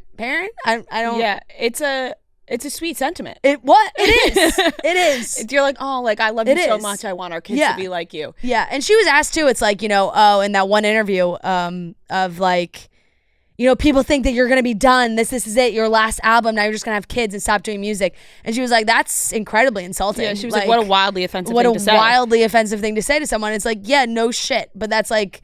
People were, oh, she's throwing this message down our throats of just being, of having kids. It's like, I don't know. It just, like, took a very insane political twist that I just really did not see coming. I think for anything, it could show that, like, yes, you can be so successful and have your own thing and your own business and be your own person while also, you know, she's in love and wants a relationship and wants to have all of these things as well, which 100% you should be able to do. Yeah. I actually really enjoyed a lot of her interviews because she even talked about, you know, because this album did get a lot of criticism as well as a lot of love. Like, you know, it goes both ways, where she talked how she loves when her fans relate albums to different times in their life. Like, you know, she was like, initially, you know, I didn't like Reputation. Now I've gone through some more things and now I fucking love Reputation. Or Evermore. Like, and I think that's so true. Like, certain albums are great for certain times of your life, and you can go back and listen and go, oh my God, now this, I could relate to this one. I could relate to this one. And even if you don't relate to it, you could still have fun listening to it. Like, it doesn't all have to be relatable. You could still just have a good time listening to the song. So I just thought it was like a lot of fun. And my favorite album is 1989 from Taylor Swift. So I think that, you know, I kind of love this because it was a little bit reminiscent of that to me. Yeah. And just a fun album. Totally. And it's also like she couldn't have been more clear about the period of life that she's in right now and her mindset and all these things. So it's like, I don't know why anybody would think we would get an album that sounded like Tortured Poets. You know, it's just not where she is right now. Well, I think it's because the Life of a Showgirl title made people believe that there was going to be like some sad undertones of like being happy. Like, I could do it with a broken heart. Is, you know, can be like Life of a Showgirl. Like, the Life of a Showgirl is you're brokenhearted backstage. You're fucking so upset you just broke up with your boyfriend, but then you get on stage and you put on a happy face and you act like nothing's bothering you. I totally get that side of it. I think people were maybe expecting a little bit more of those songs. But on the other side of it, she was like, this is what I was going through in my life. It's also like, it's her life. You know, it's like, it wasn't like, oh, I'm writing about the life of a showgirl in the sense of like what the definition of that means. It's like, I'm writing about how my life was behind the scenes of the Eras Tour when I was in a good place. Yeah. I don't know. I did see that too. People like, oh, I really thought like the whole album was going to have a different sound because of the Showgirl name, which I mean, I guess I don't know. I could see where people were coming from with that, but was pleasantly surprised with the outcome of it. Like, I think all of it was really fun, and there are a lot of fun songs on there, and really just trying to dive into what a lot of it means. And a lot of it means I think she's in love. Like, I think the takeaway of a lot of the songs were the past has been shitty, but now here I am. I love this person. People have treated me shitty in the past. He doesn't. Like, a lot of those themes, which is great to see her so happy. And I think people get like weird when people are like very openly happy and in love and whatever, and people, you know, they always say misery loves company sometimes. Like, people just like want to be like, she's shoving it down our throats, and it's like, well, let her be. What's is she hurting anybody by being so happy and in love? No. So like, let it be. Couple favorites. I think we could talk about that. I love Elizabeth Taylor. That's my number one on the album. Even after the second listen, that was my number one. I love Actually Romantic. I think even not besides the sentiment behind it, because there's been a lot of discussion of what that song really means, who it's about. People think it's about Charlie XCX. People think it's just about haters in general. Yeah. You know, they're kind of obsessed with you at the same time. All that aside, I love like the beat of it and just the way she's singing the songs as well. Opalite is so fun. You're just like dancing in a fairy tale. That's what Opalite feels like to me. Just like, you know, like having fun. Father Figure really grew on me. Initial listen, I hated the lyric about her dick being bigger. I hated it. I was like, this feels, I don't even know the word. I don't even know what it felt like. It just felt like, why? You know what I mean? I was like, why is this the way we're saying this? And, you know, don't get me wrong, I'm not one to shy away from profanity. So, you know, you would maybe think that that's an odd take coming from me. But I felt like, you know, this isn't really necessary, I guess. But then after multiple listens, I was like, you know what? I fuck with this song. I like it a lot. I like the meaning behind it. She talked about, like, you know, having to do with the music industry. And, you know, when you think of it in that perspective, she talked about Logan Roy from Succession, like being kind of. Sorry, just press play on the song. a big inspiration to that song as well when he looks at his kids and is like, you're not serious people, and the eldest son type of thing, which I thought was very cool because I love Succession. So that song has grown on me tremendously. Like I really like that one as well. Wish List is so fun. Yeah. That one has grown up to the top as well. That one's just really fun. I know that people love Wood, and I don't not love it for, like, I'm not like, oh, you know how like Dave was like, I can't love Wood because it's about Travis Kelce's dick. Like, that's not where I'm at with that. It's just not one of my personal favorites. But not for any other reason besides, like, it's just not one of my personal favorites. Yeah. Not because I'm like, she's talking about Travis Kelce's dick. Yeah. That one's really moved up for me too. I would actually say, like,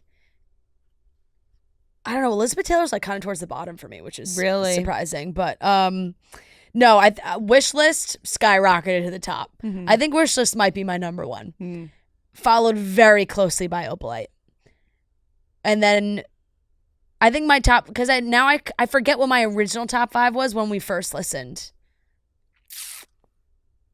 See if I can find it. The Fate of Ophelia, Opalite. I'm trying to think Wish of what List, Father Figure. Yeah. And Actually Romantic. No, you took Actually So Romantic I said off. Mine was Fate of Ophelia, Opalite, Father Figure. I moved Wish List at 4, and then Wood was 5. So now I actually think it's Wish List 1, Opalite 2, Fate of Ophelia 3, Wood 4, Father Figure 5. That's a solid list. Yeah. I would keep mine the same except take off Canceled and put in Father Figure. And maybe I would take off The Fate of Ophelia and put in Wish List. Yeah. Canceled is like I haven't come around on. I think that might be my last. It moved to the bottom for me. Originally, it was in the top 5, but after I listened to the other ones a lot more, that one moved to the bottom, and I've replaced it. Honey's moved up a lot for me too, but I think Canceled, I've kind of still kept at the bottom.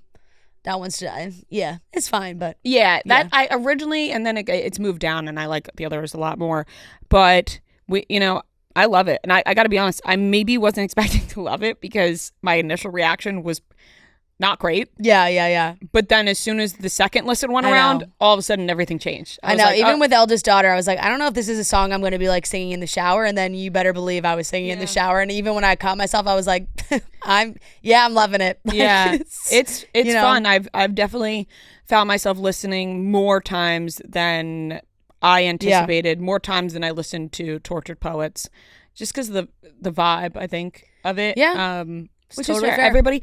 And I love that she's so openly talking about being like, yeah, I'm not the art police. Like, if you like it or don't like it, like, it's okay. Like, you don't have to fucking love every single song, every single album. Like, it's very normal to not. Yep. By the way. Yep. So, yeah, that was I'm glad that we had some time to soak it in and not review it like right off the bat, because felt good to sit with it for a week. Yeah, because now I know the songs a lot more, and it's pretty up there for me in terms of the albums. I mean, my top, like, I love, and this is also a hot take, people didn't like Midnights. I love Midnights. Yeah. Like 1989, Midnights, Life of a Showgirl. I think there's a theme here on my favorite albums of more being like, definitely. Definitely. Less of the rip your heart out type. Yeah. And some people like that version too. It's like, okay, well, Folklore will always be there for you. Right, and Evermore will be there for you. It will always be there for you. So, but no, and she made a big announcement this morning that the Eras Tour 6-part docu-series is coming to Disney Plus. The first 2 episodes come out December 12th, I believe. Yes. As well as a full concert movie from the last show on the Eras Tour, which is going to be awesome. Can't wait to relive those moments. Of course, like, this will have the whole Tortured Poet section in there, and then the 6-part docuseries of all the behind the scenes stuff. Even just seeing some of the quick clips, seems we get a full view of everything that was going on behind the scenes, training, life after a show, times with Travis. There's like a cute clip of what will look like them practicing when he came out and did his little part during the show. So I feel like that'll be really fun to see. People are really excited for that. And I can't wait to watch that. That's going to be perfect for, kind of close out the year. And the Eras Tour is really something that is such an insane accomplishment and should be celebrated in that way. And I'm excited to relive it and watch it and like watch her go through putting on these shows that really like changed the landscape of concerts. 1,000%. I'm excited to see as somebody who didn't get to go to one of the shows, just to be able to see behind the scenes and watch the, there's already the concert, Yeah. But just being able to see the behind the scenes is so cool. So very excited for that. Leading into another topic, Kat Stickler and John Mayer. Dumois has, posted them out on dates, maybe. There's been rumors about that, but we're awfully confused because if you don't know, Kat Stickler is a TikToker. She dated Jason Tartick in the past. She posted on September 17th a full video with a boyfriend, it seemed. Not seemed. It was very out in the open. It was a boyfriend. Right. And it was like to be loved or something of that sort. And now she's out with John Mayer. I don't know. Apparently, yeah. So I think, and the John Mayer stuff started a couple weeks ago. So I was just like, wait, what? I'm so confused. Now, granted, that was almost a month ago she posted that, so maybe they could have broken up, right? Yeah. Maybe right after that, and then she's on dates with John Mayer. That could be possible. Yeah. Very possible. But I think people are like, wait, what? Yeah, it certainly was a head scratcher for me as well. I believe someone snapped a picture of them at Fly Fish and sent it to Dumois, and they had posted about it this week. But, my first glance, I was like, ooh, is that John Mayer? I can't really tell. It's kind of a hard picture to see. Noah so diligently pointed out that they are his tattoos. He knows them better than anybody. So he made sure to say, oh no, that if I know my guy John, that's his arm. So I don't know. Which it was good for somebody to confirm because we were like, maybe that's not John Mayer. I can't confirm, but to have him having a sleeve of tattoos like makes it more likely that's him, unless it's just of John Mayer lookalike with the same tattoos. Right. I'm sure it is. It's just a fascinating pairing. Really fascinating to me. So many questions. How did these two meet? How was that connection made? Like, he seems to be very online. But at the same time, I'm just like imagining them at like John Mayer.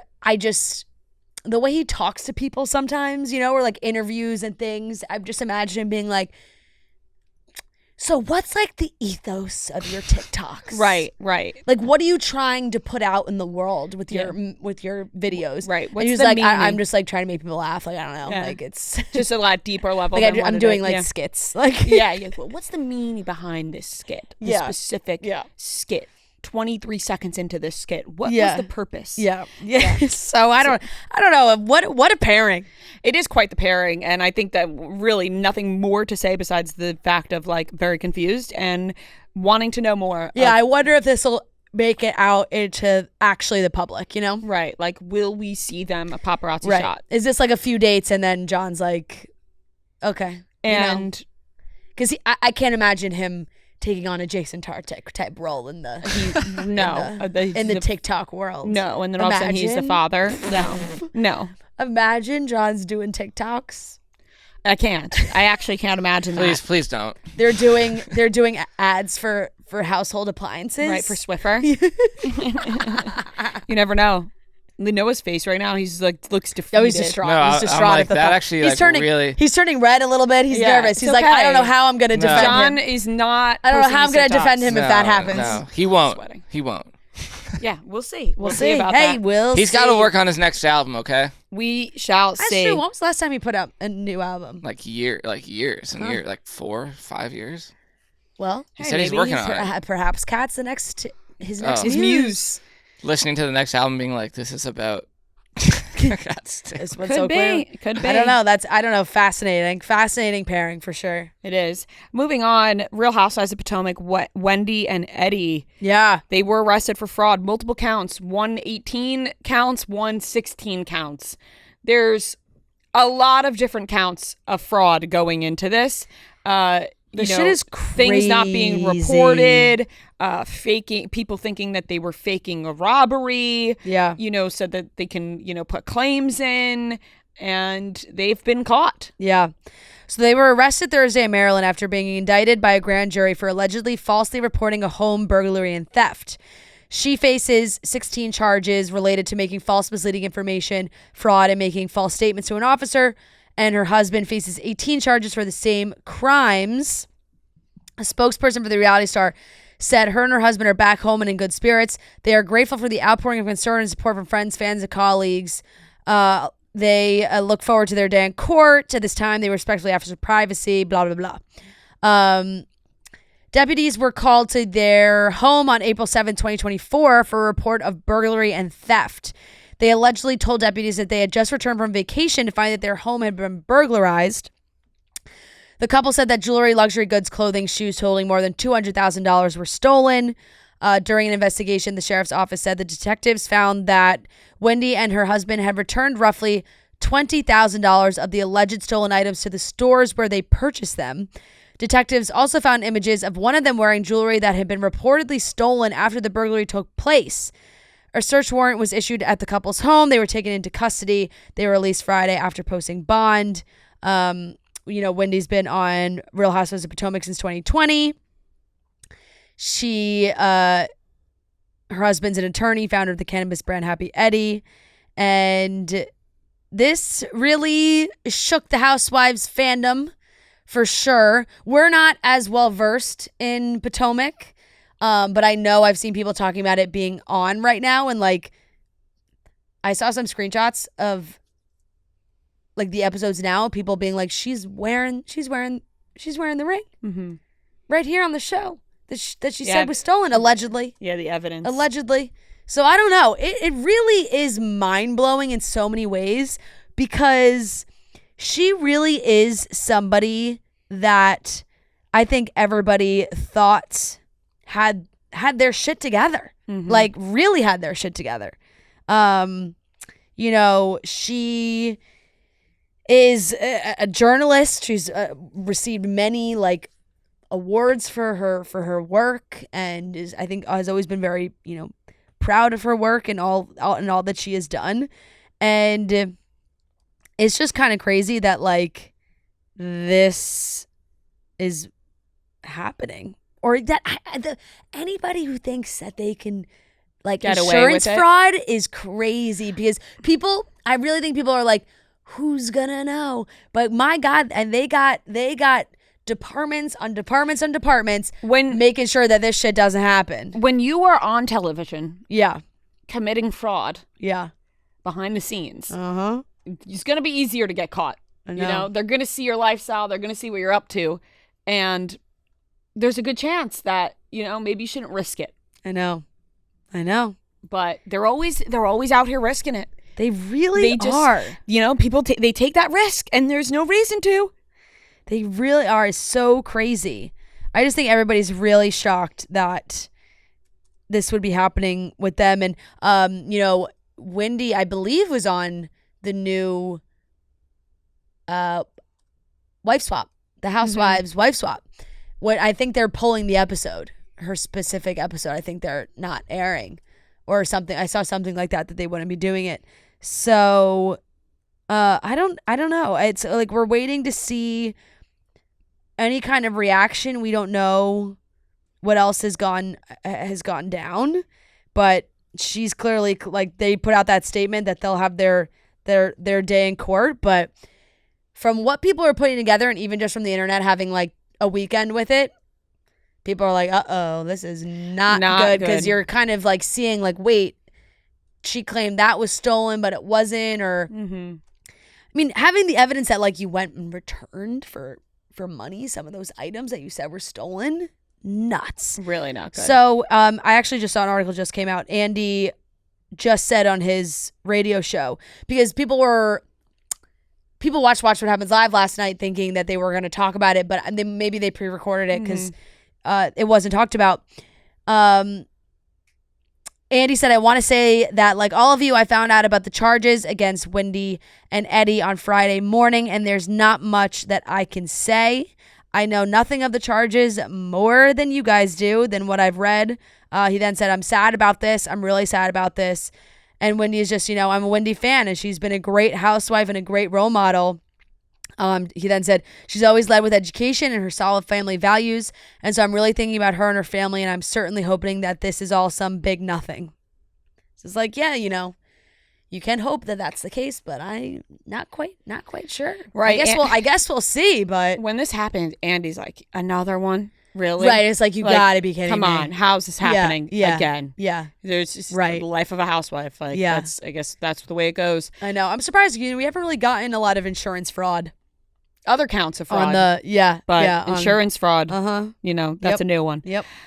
One of the last topics, Katy Perry and Justin Trudeau seen making out on Katy Perry's yacht. I mean, we thought that these two we thought they were done. We thought that true love was dead and that these two were no longer. We thought perhaps this fizzled. They are getting hot and heavy on the yacht, and you know what? It's these yachts. Yeah. It's these yachts that these celebrities and these rich people are on. They're making them all feel sexy. Yeah. They're making out in public on the yacht. I feel sexy on a yacht too, of that size. Yeah. It did seem like these were deep paparazzi photos. Like, they're real deep zoom. It looks like a deep zoom on these bad boys. You got to feel real creepy to get a zoom that close, right? Like, you're miles and miles away, and you're hitting that zoom, that extra zoom. I know, and I really do. I feel bad because it's just like, that is really. Like, you can't even, really if you're on that yacht, there. you can't even see where there might be a camera. It's like American Sniper. Right, but there's just a zoom so crazy that I could see the freaking hair on your leg. Yep, they were seen packing on the PDA off the coast of Santa Barbara. Two were first romantically linked in July. It seemed like things maybe chilled out a little bit, but here they are, kissing on top of this yacht, as seen by pictures obtained by the Daily Mail, embracing and cuddling, and that's it. Everybody's declined to comment at this time about the two of them, but they're declining to comment because they're spending their time on a yacht. They're just enjoying another couple that, man, no one saw coming. Nobody. And it was reports that Justin wasn't too happy about the pictures of them, but I mean, if he gets invited on the yacht, right, he's it's probably also not going to like be that upset. Right, it's also like, maybe things, they just needed to publicly fizzle it out a little bit, just to wait to see, is there really something here? Right, to pop back onto the yacht. Yeah. And then lastly, which is very sad, Diane Keaton passed away. And this was news that people were, taken aback by. So and it was sad. Very sad.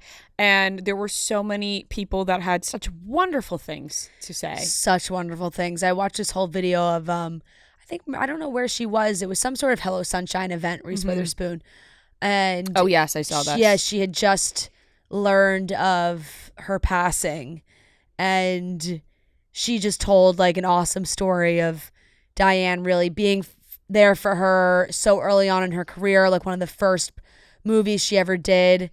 Diane directed. She walked into like the casting room. Diane was there. She's a cute little 15-year-old from Nashville. She's got the accent, the whole thing. And Diane's like, I need you in this movie. Like you're, you just have it.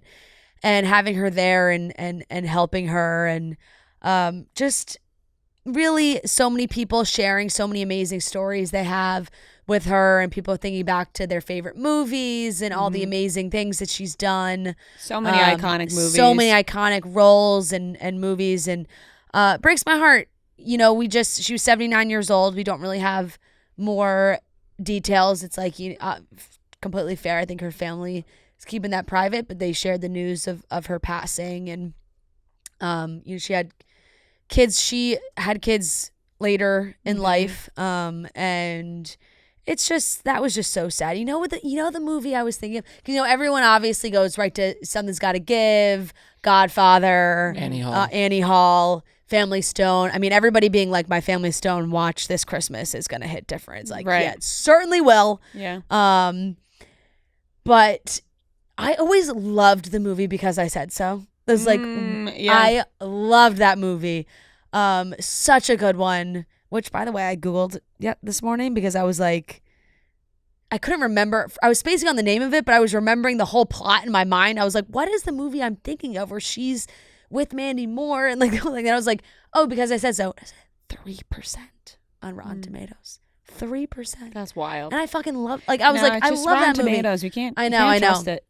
I know, but I just that's such a great one as well. But it's just an amazing legacy she's left behind, and that one really was so sad. It was very, very sad. Really, really sad. So, but I always love seeing the beautiful things people have to say. But you always think, Yep. It's always when they pass. I know. That is so true.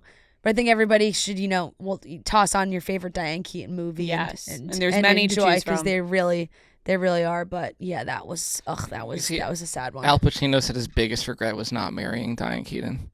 Yeah, I saw that. But she didn't want to be married. Yeah, she said that. Yeah, she said that. She never was. Yeah. Interesting. Yeah. I know. I saw one like tweet go viral that was like, the us millennials are like, they're like, oh no, we have to. This is like that's the generation we have to start like worrying about. Yeah, all I those saw amazing somebody comment. People. I was like, don't fucking put that out I know. there. I saw someone comment on our page like, I didn't even know this was possible.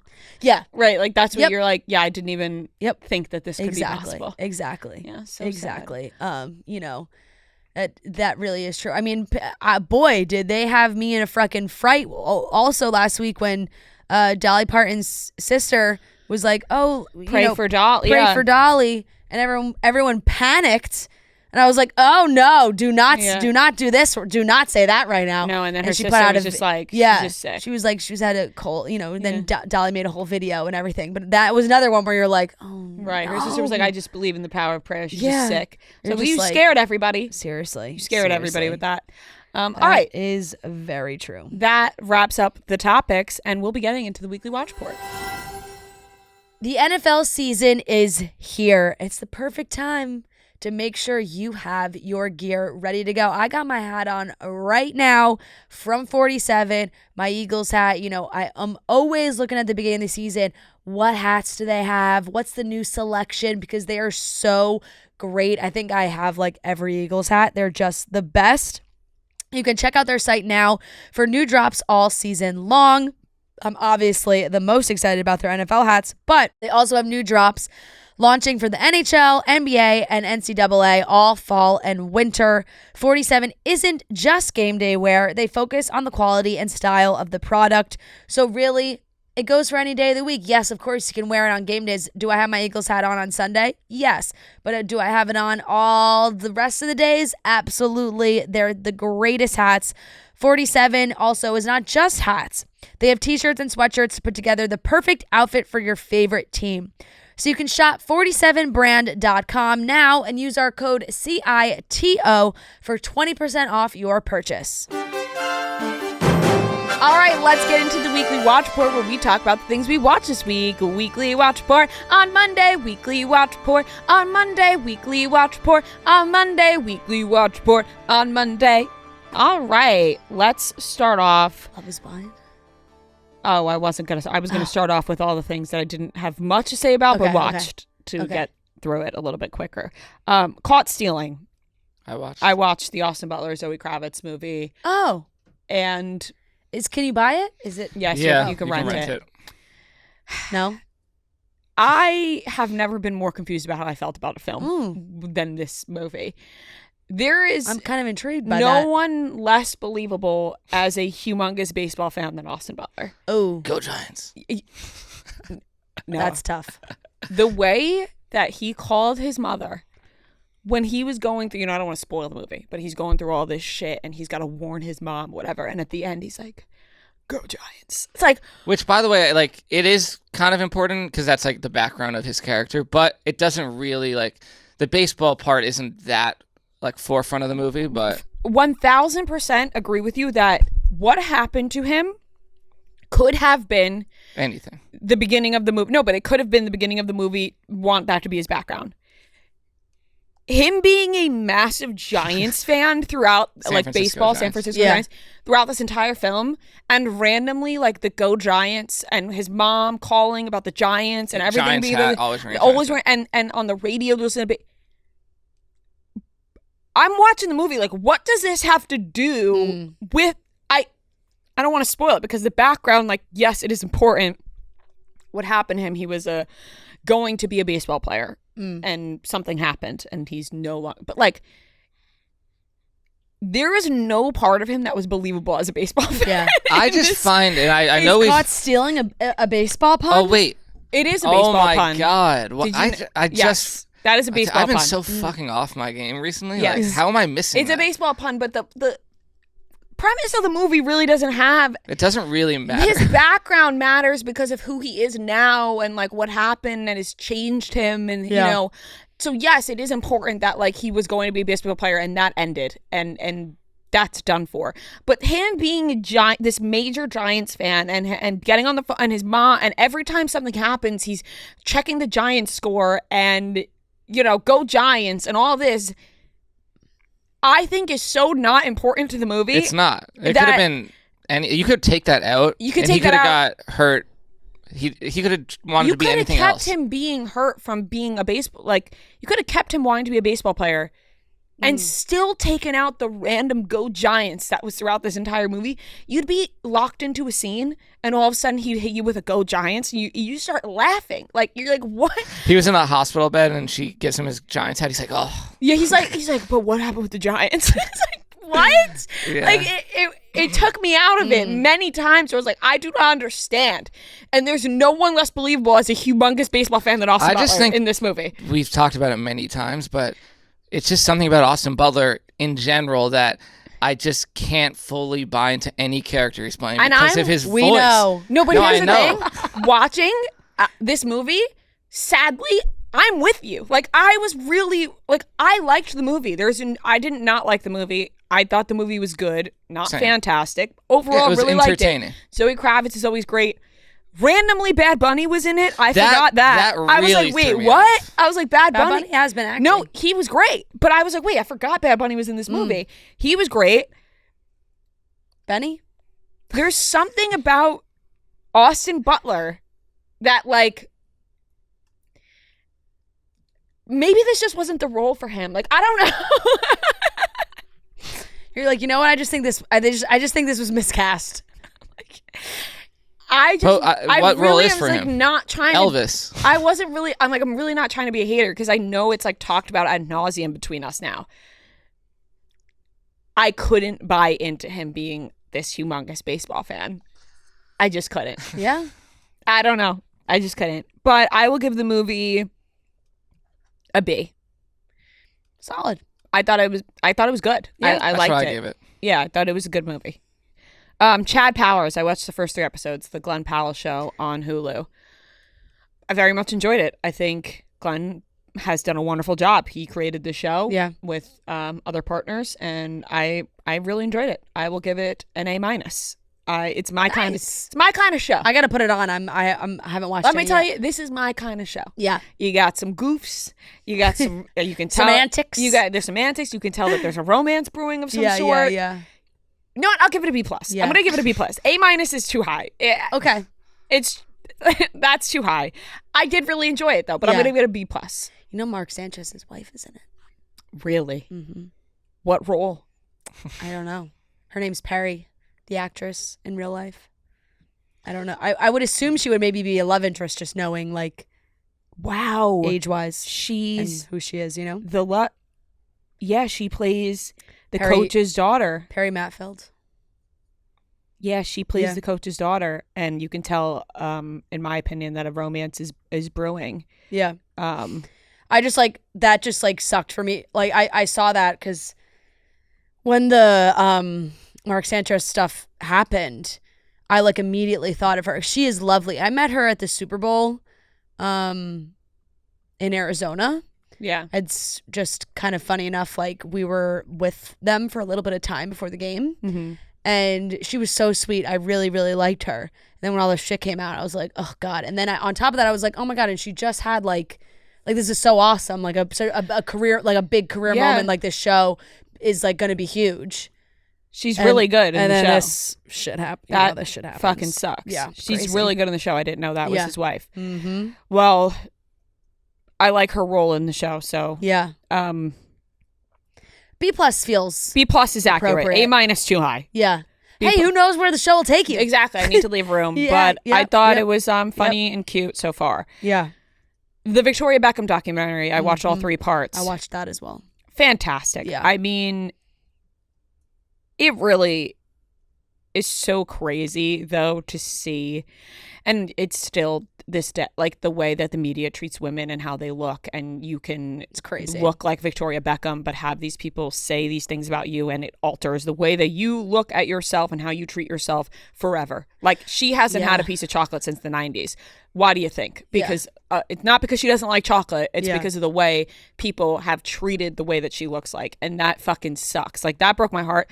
I actually the way that one like TV announcer in the first episode when they played that clip and he was like, she's such a bitch, and I was like, whoa, it was crazy. You guys weren't awake.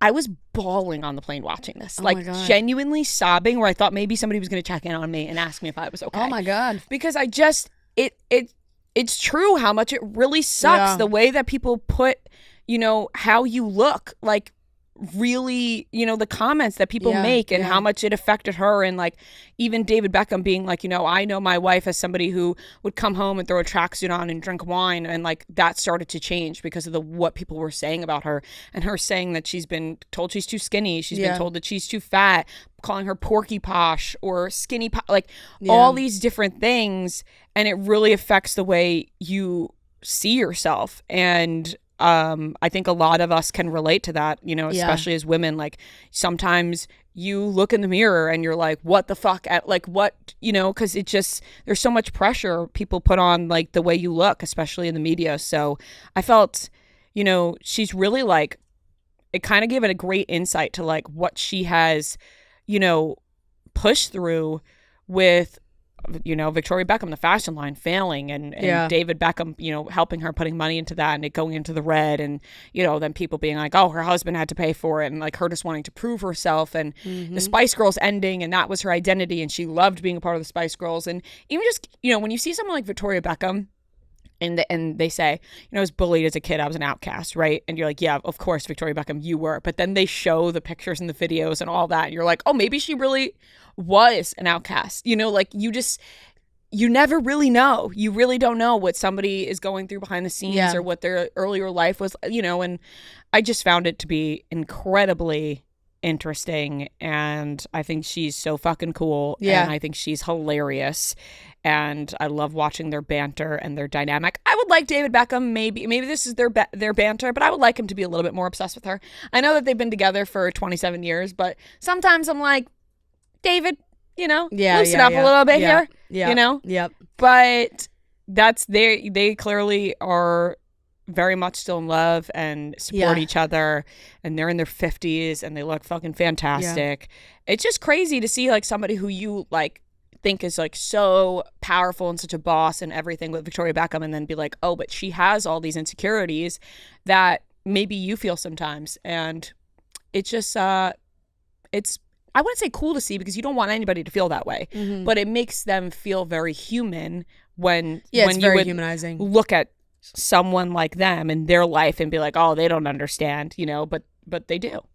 Yeah, I think too, like, it's the same kind of thing with her and the message that she obviously was kind of sending with the documentary and everything, that the press has really just portrayed her in such a way throughout all the years that everyone has had this image of her. And, she's, joked about it too. It's like, being like a moody cat. She's like, she doesn't smile, like all these things.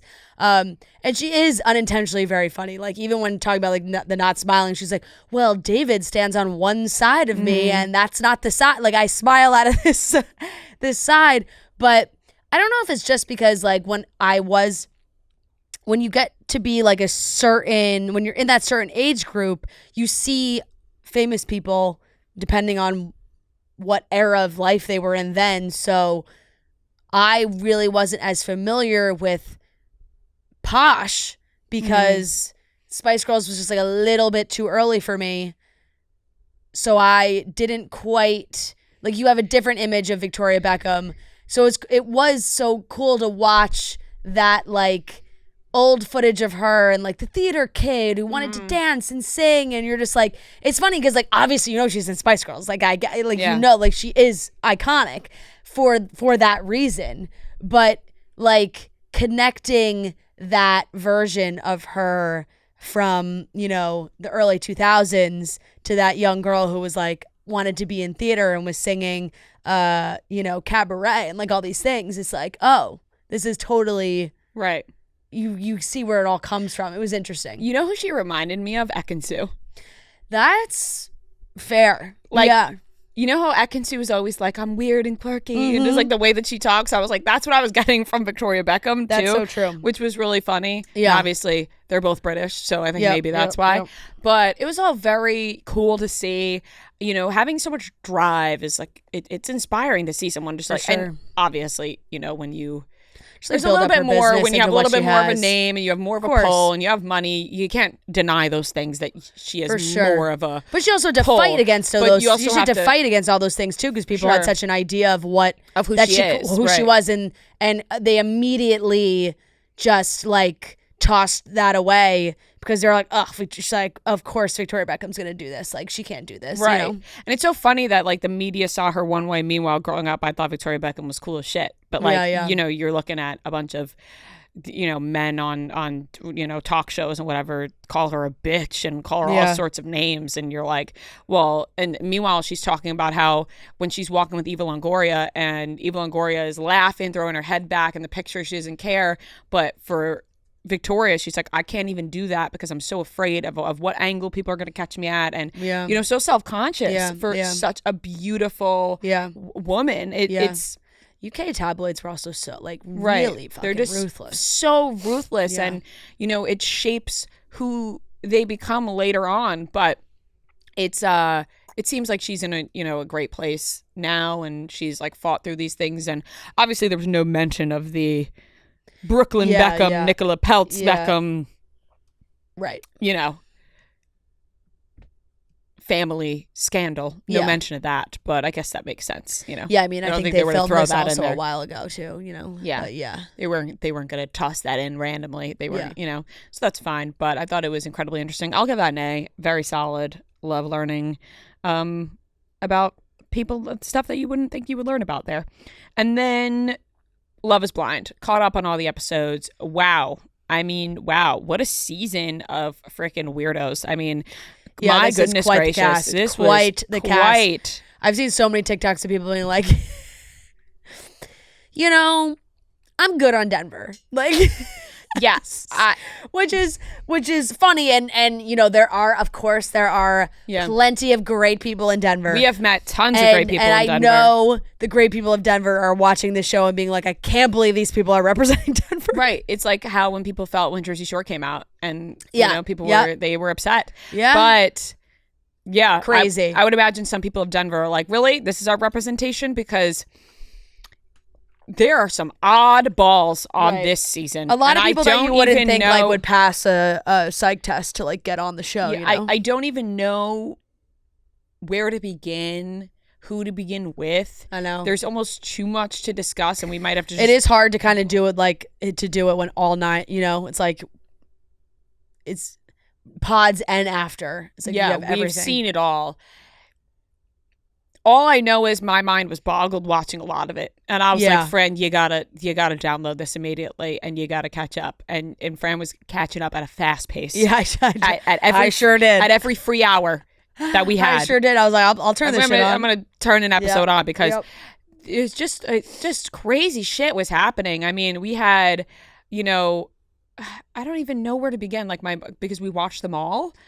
Yeah. So I guess maybe we need to wait now until after we see the rest of the episodes this week, and we can really then do a full recap. I mean, look, after that, but I think the pods were very fascinating because there was a lot of potential couples that were coming out of it, and then of course, like seeing the way it ended with Patrick and Casey. Yeah. It was like you're like, oh my goodness gracious, like that was one of the more uncomfortable non-breakups to watch, where like she's so clearly trying to break up with him but like not being clear enough at all. Like to us it's clear she's breaking up with him, but in that moment she's not being clear to him at all. No, and then she just kept jumping on him. I was like, you are breaking up with him? Yeah. And then then behind the scenes, because the producers are not holding back the season. They showed the behind the scenes where she was like I'm just never going to get to a place where I'm the attraction's not going to grow. Like I'm not going to be obsessed with him. Yeah. And then was then still jumping on him, and I'm like, dude, what's going on here? Like behind the scenes, you're saying one thing. Right. To she him, so you're giving clearly him, was trying to not come across a certain way on TV. for sure. And then and then they showed it, and it was like, well, girl, you're on TV. She didn't want to give him back the ring. What was up with that? I was like, well, dude, you don't want to be together. You got to give the ring back. Like, I don't know. I'm going to keep the ring? What? I don't know what was going on there. That whole situation, I felt so bad for him because he was being misled. Yeah. Really. Because what we were seeing was different from what she was telling him. For sure. And he thought that she just didn't want to go to Baja and then wanted to like talk after Baja. Yeah, it was like, well, I'll see you in Denver. And she was like, no, but yeah, but I love you still. But like, I'm going to jump on you and not let go. It was very, very really misleading. really misleading to him. It made me feel very bad for him that he was getting all these mixed messages when we were so clearly seeing what was happening. Yep. And then you had Sparkle Meg. What's his face? I'm blanking. Mike, who's blending his chicken. Oh, Jordan. And blending his chicken. We actually really need Light. to give a minute for the chicken smoothie. I feel like Jordan, to me, watching this, felt like one of the guys who maybe had his shit together the most, just as being like a full formed human and like thoughts, feelings, emotions, like all kind of tying into one, and maybe a level of maturity. Watching that man throw a chicken into a blender with some Crystal Light and then drinking it was the most disgusting thing I've ever seen in my life, and honestly has made me question every single thing about you as a person. None of that is okay. I have a couple questions. First of all, if you are trying to make a protein smoothie or you want to get your protein in, just eat the fucking chicken alone.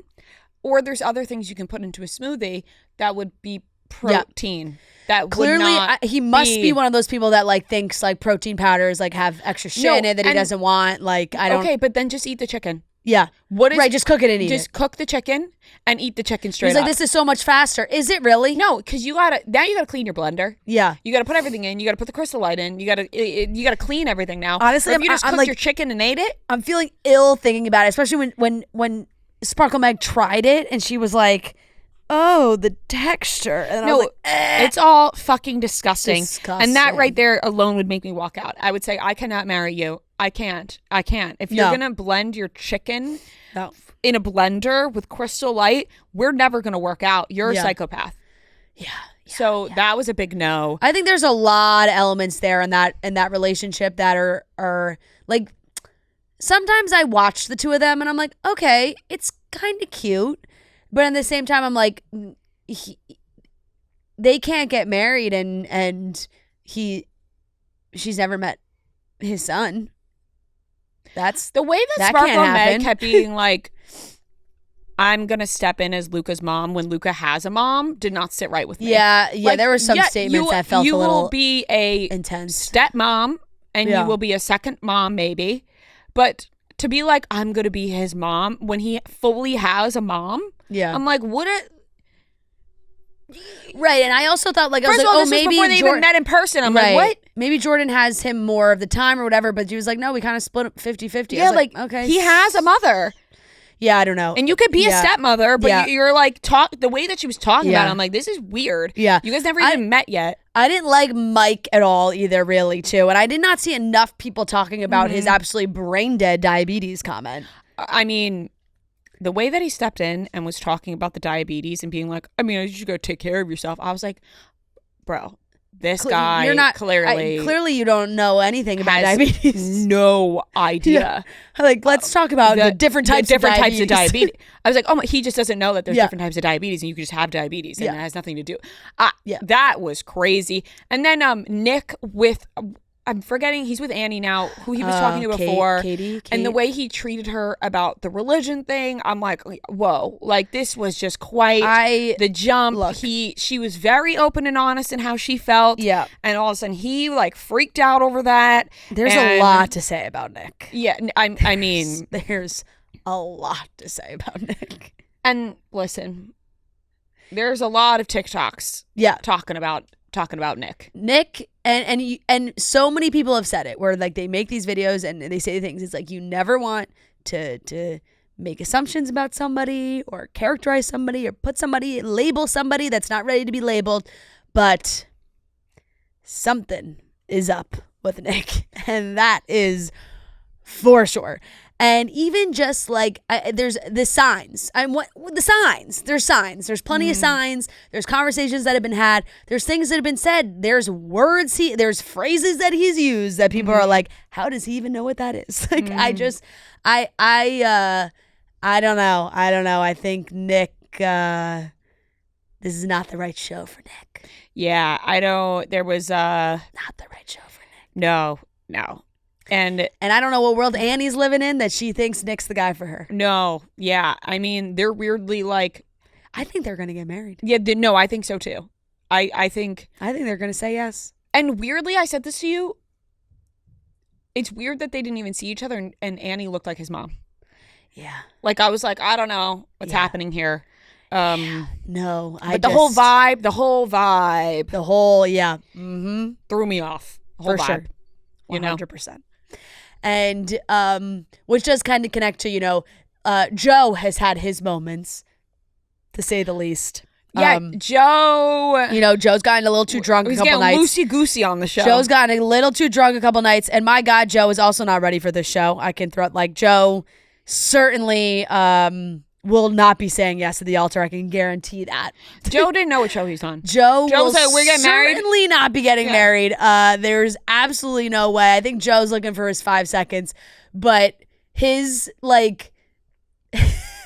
his way of also not knowing how to navigate talking about Nick did kind of make me laugh. Like him being like, I don't really fuck with Nick, but nice guy, but not my, it's just I don't know.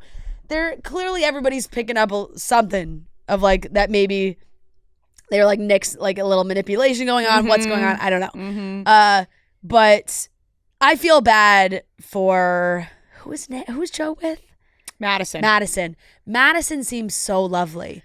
So lovely. And I really feel like she went on the show for genuine reasons, wanted to find somebody to marry. And she just ended up with a kid. He's just not emotionally there yet at all. Watching Joe be drunk in the way that he was. Yeah, it's not gave cute. me shivers down my spine. Yeah, it's not cute. There is nothing I enjoy less than men who act like that when they're drunk, when they just act like big total idiots that you don't even know where they are. That's seriously, skeeves me out. Hate when people act like that. So it's watching that on TV. I'm like, ew, I don't want to watch this. And then on top of that, sometimes I'm like, are these people remembering they're on camera? Right. All this is being filmed. A lot of the nights that they had together, I'm like, all this is being filmed. I know. You're just I don't know. Even their conversations, where he's like, aren't you worried about this whole thing? And she's like, no. And he's like, what? And then they're like, they're so not on the same page. No, and I think it's okay to be worried. You are doing totally a weird, okay to be worried. You're it's a crazy situation you guys are in. Weird experiment. Yeah. Crazy. It's okay to be worried. But it is kind of he's realizing things, what show he's on as he's on the show. He's like, oh fuck, we're gonna get married in 3 weeks. Oh shit. Yeah. And he kept insinuating he maybe wasn't so attracted to her, but said the attraction can grow. And I'm like, it's kind of fucked up to do that to a girl where it's sure. if you're not attracted to her, then I think you should let it go instead of continuing to be intimate with somebody while then also being you're not. Yeah, you're not attracted, Yeah. and it's that could really mess with somebody where it's you're being intimate, but you're also not attracted. It's very confusing, and I think Madison ended up speaking about how he made her feel, after the show, and I think he just wasn't being totally honest, and obviously, I'm just he's giving me everything about him, every way he tried to word things and go about things. And, I feel like some people get on the show and then they want it to be Love is Blind, and then they get in front of the person and they are not attracted to them, and then they don't know what to do. Yeah. And you're like, but you signed. You Right. signed up for this show knowing Right. that you would potentially end up with somebody that maybe you weren't super attracted to, but the whole point is to really be attracted to everything, and that makes you attracted to them, you know? Yep. And this isn't the show for you. Right. If you have a specific type, Yeah. and you're like, I'm not really Yeah. going to like anybody but that type, but I'm going to go on this show, but it's not my type. Right. Or you're like, you have to be ready to be like, to drop your type. you have to be ready to be kind of like dragged for leaving. Like then you have to be like, you know what? I thought I would learn something from this experiment, but I've learned that for me, love is not blind. And Right. you have to come across like that, and then you have to leave. Exactly. Like, that should be what you have to say. It's like, love is not blind. for me. Like, and then you'll be like, yeah, okay, asshole. Right. You came on the wrong show. Thank you so much for wasting Right. our time. Because then you have people being like, it's okay for someone to not be somebody's type and da da Yeah. da da. But you're going on a show Yes. where love In is blind. any other sense, sure. Sure. You are literally signing up for a show where you are not supposed to know what the person looks like, Yeah. and you fall in love with Yeah, them. and you're despite supposed to all be of like ready that. for that and okay for it. And Yeah. they're not. They're not. My God, they certainly are not. They really are not. KB, I think, is amazing. I think she is smart and has a good head on her shoulders, and is also somebody that came in with like great intentions. Edmund's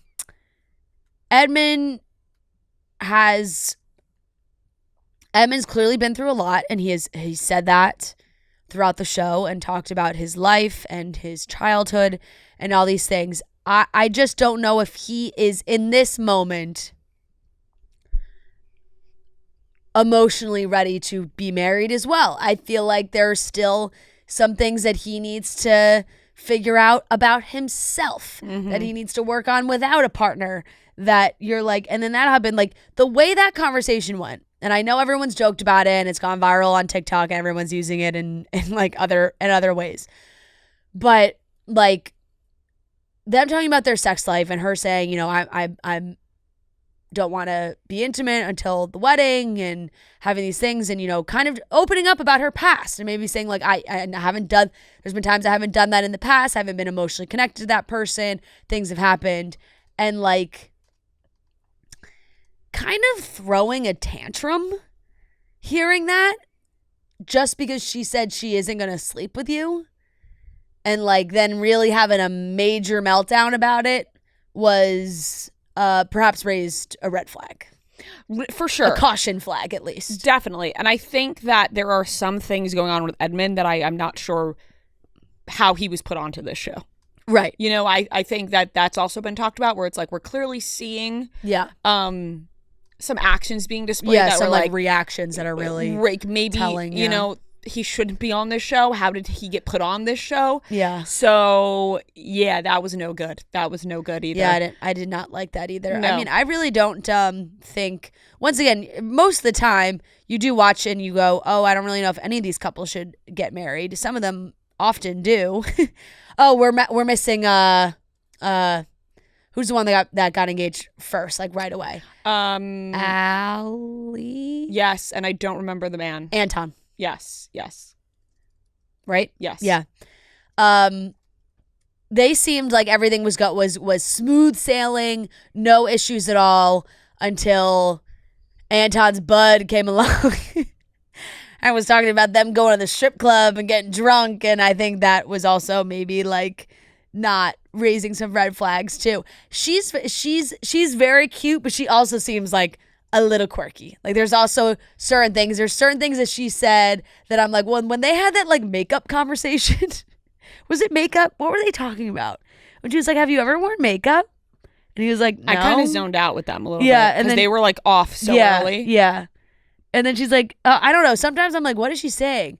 And then even just like when she was kind of warning him that when she's back in school, like the last time she was in school, she lived with her parents. So like they did a lot of the cooking and cleaning and like all those things around the house. And she's like, I probably won't be like caring about those things when I'm in school. Yeah. And I'm like, okay, fair. But does that mean like, what does that mean? Like you're gonna nothing's gonna be clean. Like, what is? Yeah, I'm gonna keep the shit a mess. Like, is everything gonna be a disaster? What do you mean by that? Yeah. So I don't know. I don't know about those two either. They're like there's always the one couple that they with the edit. It's like they get engaged at the end of the first episode, and everything's seems you don't see them again because there's not as much drama, and then like you wait till later, and then you're like, ooh, I haven't even really seen that much of this couple. And then towards this part, you're like, ooh, I don't know if this one really makes that much sense. But yeah, we'll see. We'll see about that one for sure. But also it was like, I don't know. They clearly want different things. Like even him being, she's like, oh, he comes home from work and like has a couple beers. Mm-hmm. And I was like, okay. I mean, he's coming off the night shift. He's having to like, I don't know. Feels like maybe not the craziest thing for him to do. But if that's really something that is going to bother you, mm-hmm. then maybe that is going to be an issue. Like if you don't want any of that, it could be an issue. Yeah. Could be an issue. I just like really don't fuck with anybody on this season. Yeah, fair. Like it's a tough. Yeah. It's a tough one. I know. At the same time, I want to talk to all of them. Like at the same time, I'm so curious. Oh, it's definitely like I'm so curious by all of them. It's definitely an interesting season. Like I couldn't stop watching, but I'm like I don't understand what's going on here. Who do you think is going to get married? None of them should. I mean, yes. I think maybe obviously, maybe but some Nick of them and Annie. Some of them will. Maybe Nick and Annie because that's just like what he's going to do. Yeah. You know? Yeah. But I don't think they should. Yeah. So yeah. I'll give it a B+. Yeah, I was gonna say you've definitely been locked into this season more than past seasons. For sure. Well, the one before the last one I was locked into. The last one not so much. I'll give this one a B+. And that is anything new that I watched. I rewatched a couple of things. I mean, I was downloaded all of Entourage, so it made me feel like I was at home on the flight. And now I'm just completely rewatching Entourage as well for like right now it just has you locked time in of my life. It's so crazy. I could watch that show a million times, multiple times a year, and each time I'm like, is Vinny gonna do the movie? Yeah. Like I don't know. Yeah, it gets you every time. It gets me every time. You're like, shit, you gotta watch the next episode. On more things that they say every time you watch. You're like, that's I can't true. believe they said that. That is true. Like you're just like, that is wow, that is funny. So yeah, that's it. Let me tell you about the award-winning #1 dry shampoo brand. It's #1 in the U.S. and #1 in the world, Batiste Dry Shampoo. You can instantly refresh your hair with Batiste. It absorbs oil and grease for cleaner looking and feeling hair with added volume and texture. It's great on your hair, easy on your wallet, plus you can get that blowout look without the blowout price. Batiste works better than the next leading competitor and brands that cost up to 2 times more. It is a cult classic for a reason, and all hair types are welcome. It's such an easy thing to just really give your hair a lift with some Batiste Dry Shampoo. Maybe you had a long weekend. You're like, oh, Monday rolls around. It's like, oh, my hair looked great all weekend. I don't feel like washing. You want to keep that blowout lasting. A little dry shampoo will bring it all back for you. You can buy the Batiste Dry Shampoo online or in store at your nearest retailer. Joe and I have not finished Black Rabbit, which is kind of crazy because I thought like maybe I would finish it while I was like, I thought the two of us would be like, hey, you watch an episode, I'll watch an episode. Like maybe we'll just finish it. But neither of us did. So we have 3 more episodes left. It's really good. I mean, it's an A show. It's a really fantastic show. I really like the ending. Yeah, I really want to finish it. Hopefully we do in the next couple days. I'll give the Victoria Beckham doc an A. I thought it was really good. So good. What else did I watch? On the plane, I jumped back into Mission Impossible because I realized that it was maybe something I was going to have to do on my own. And I watched 4 or 5. And over the weekend, I watched 6. Nice. So I've done 4, 5, 6.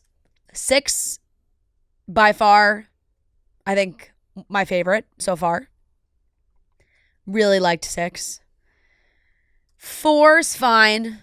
5, watching 5, I was like, oh, I've seen this one. Mm-hmm. Like, sometimes like my dad has certain ones that he really loves and watches often. 5 was one of them. Yeah. So as I was watching, I was like, oh, I have seen this one like plenty of times. But I would go 4. 4 is a B-. 5 is a B.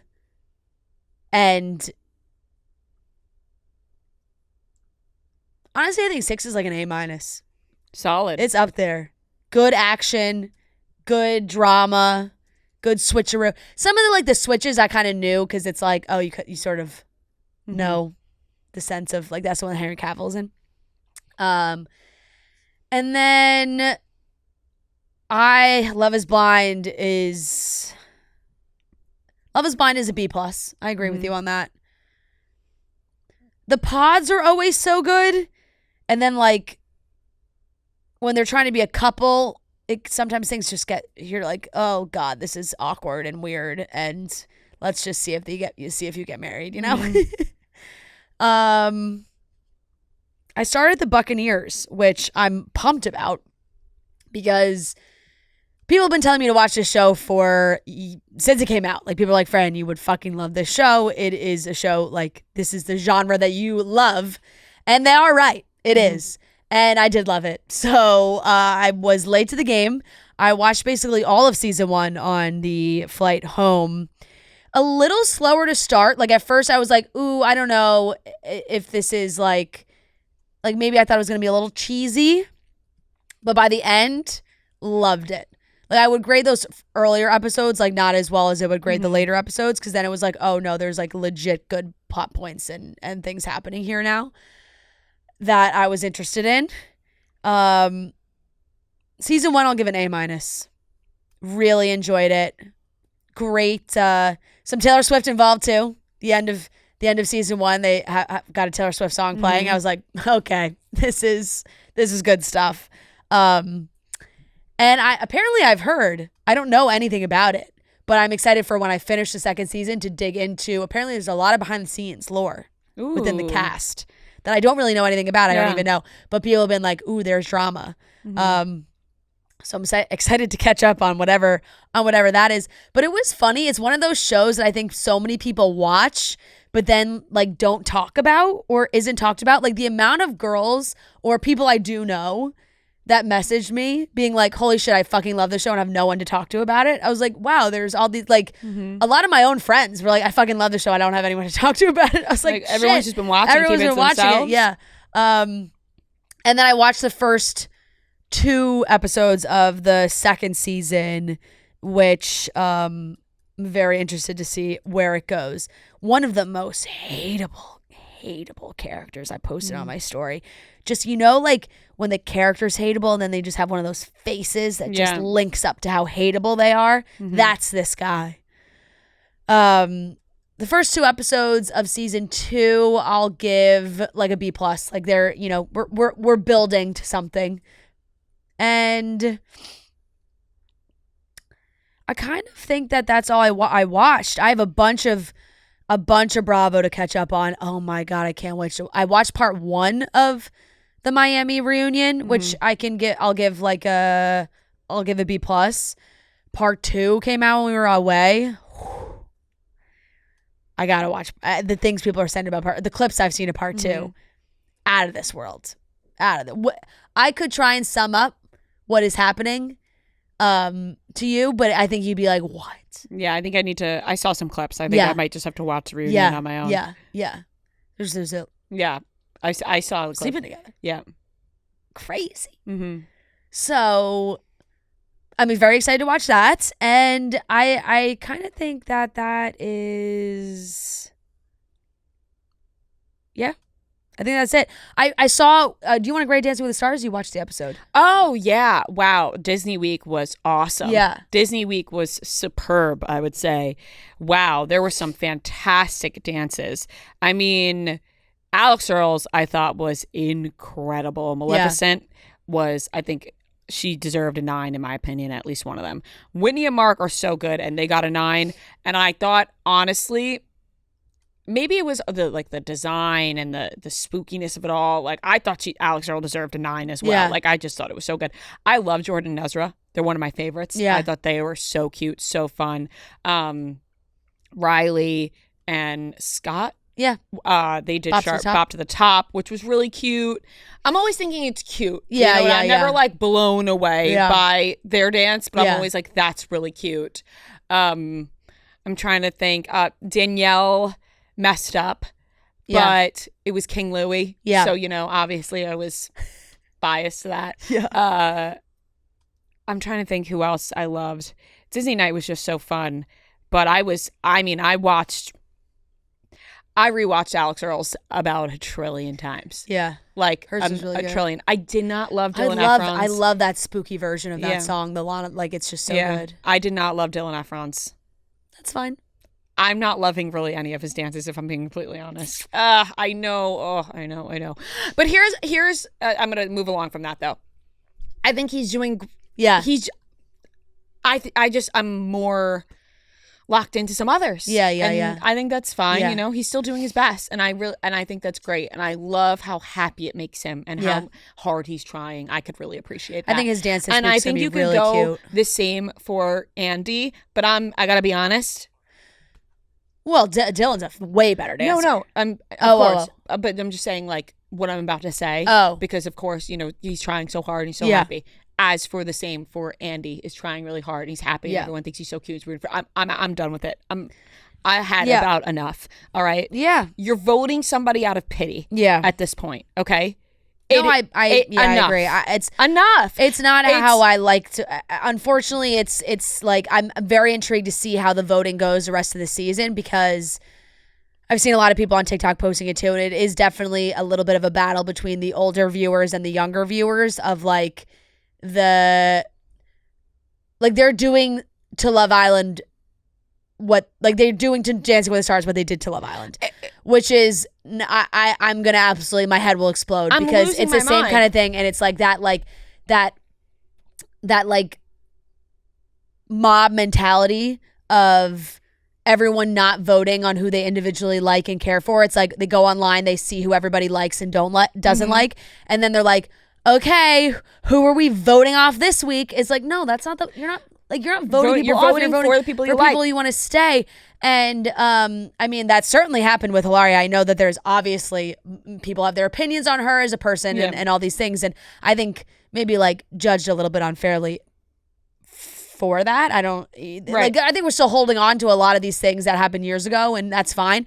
But like, and then they're all, you know, then whatever. She goes she was on some sort of live and was like, I was bullied off. You're so right. I was bullied off. And then I'm like, okay, all right. You know, but at the same time, everyone was like, we're getting her off. But with Andy, it's like you're treating this like a pity party. I'm sorry. He's a 50-something. For a few weeks and it's not cute. But also he's a 50-something-year-old man who does not need to be pitied. Like because at a certain point when you're voting off like really good, when really good dancers are going home, instead of him, you're like, what are we doing here? It's pissing me off. It's like, everyone's like, you have to vote for Andy. No, I actually don't. I don't have to. It's cute. It's funny. It's fun. He's having a good time. Yeah. But enough now. Like, enough with if you're not voting for Andy, like, shut the fuck up. Yeah. Shut up. I'm over it. I am. And it sounds like it's like mean and towards Andy. It's not. It's not about Andy. It's about everybody who's making it a pity party. No, it's literally about the premise of the show. Like, they're throwing a pity party for Andy. Yeah. There's no pity party that needs to be thrown. Yep. I agree. And then I think, like, I don't know, I've seen a lot of discourse of people coming for Whitney, which I'm like, I don't know how that's going to go. We'll see. Mm-hmm. Because I think people just think she has an unfair advantage, which is like also, I don't know where it's like people voting or like the judge, jury, and it's like everybody's like, oh, well, she has an unfair advantage. She's next. No. It's like, what do you mean?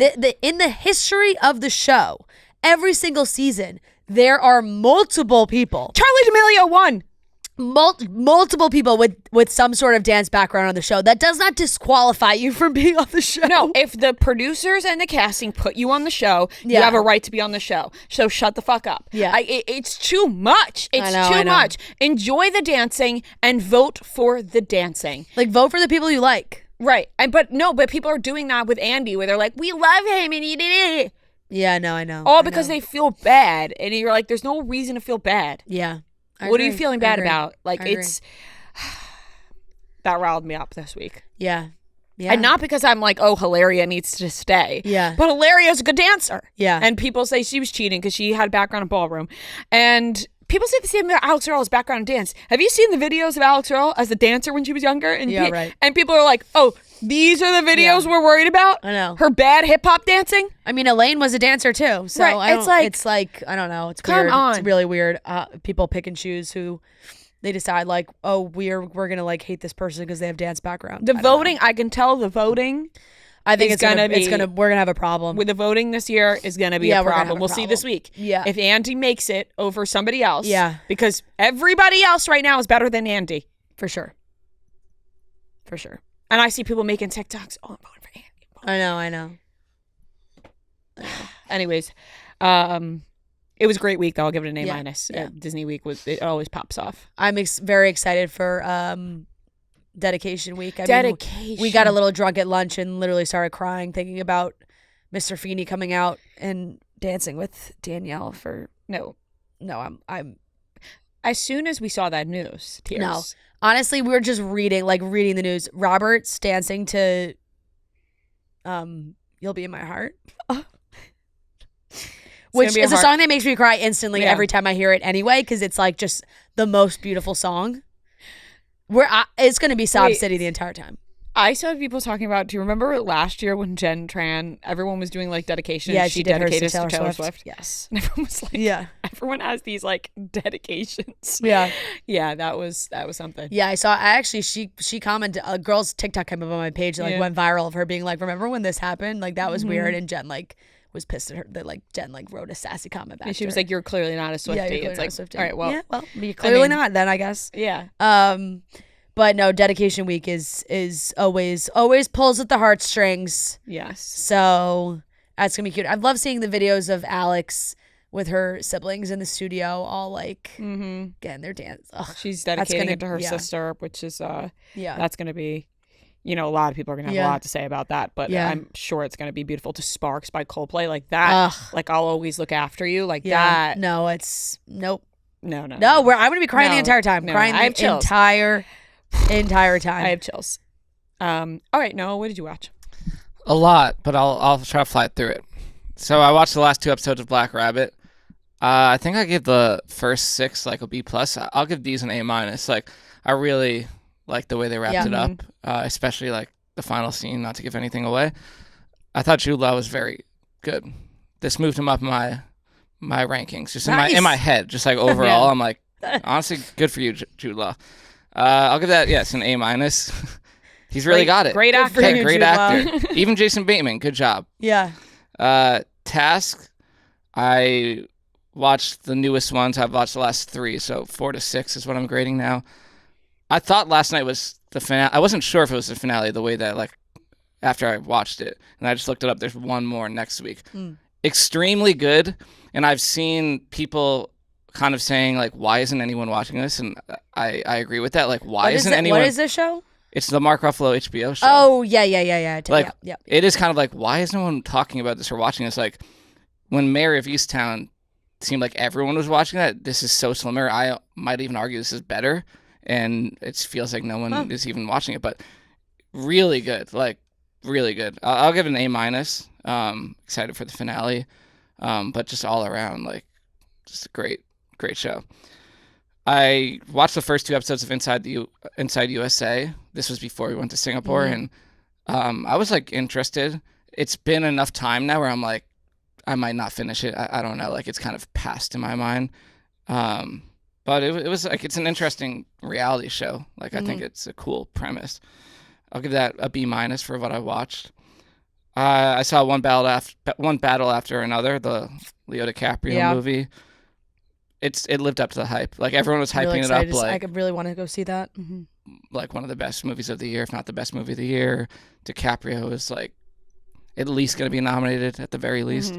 I think, extremely, like, it's a 2 hour and 45-minute movie, but it felt like 2 hours. Like, it did not, like, the whole movie is just constantly moving. Tiana Taylor, she was really good. Like, everyone in it was so good. Sean Penn just quite the character. Yeah, I heard like, Sean Penn kind of like stole the show. He did.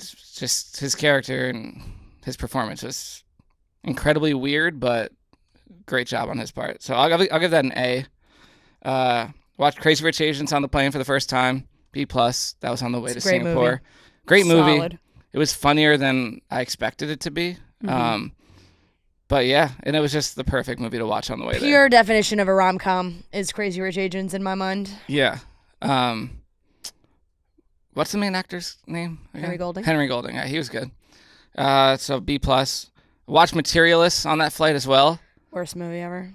Honestly, Bad movie. you guys said you really didn't like it, and somehow it was worse than I expected. Like it was and we told you it was bad. but it wasn't like it's what you said. It wasn't bad and like, wow, this is so bad it's funny, or like it just was not good, like, and nothing interesting about it. Like no one was really like shockingly bad performance or anything like that. It was just like, no, that's what why is happening. That's like what makes it so bad is just like it's beyond average, Right? It's Incredibly average, which makes it like bad. There's no reason to keep watching, and then like the way it ends, you're like, what was that? What did I just watch? Like, there's no push and pull. There's nothing, no chemistry. nothing. Zero like, chemistry amongst the cast it at all. It felt like they all were just there to collect a check, and that's an F.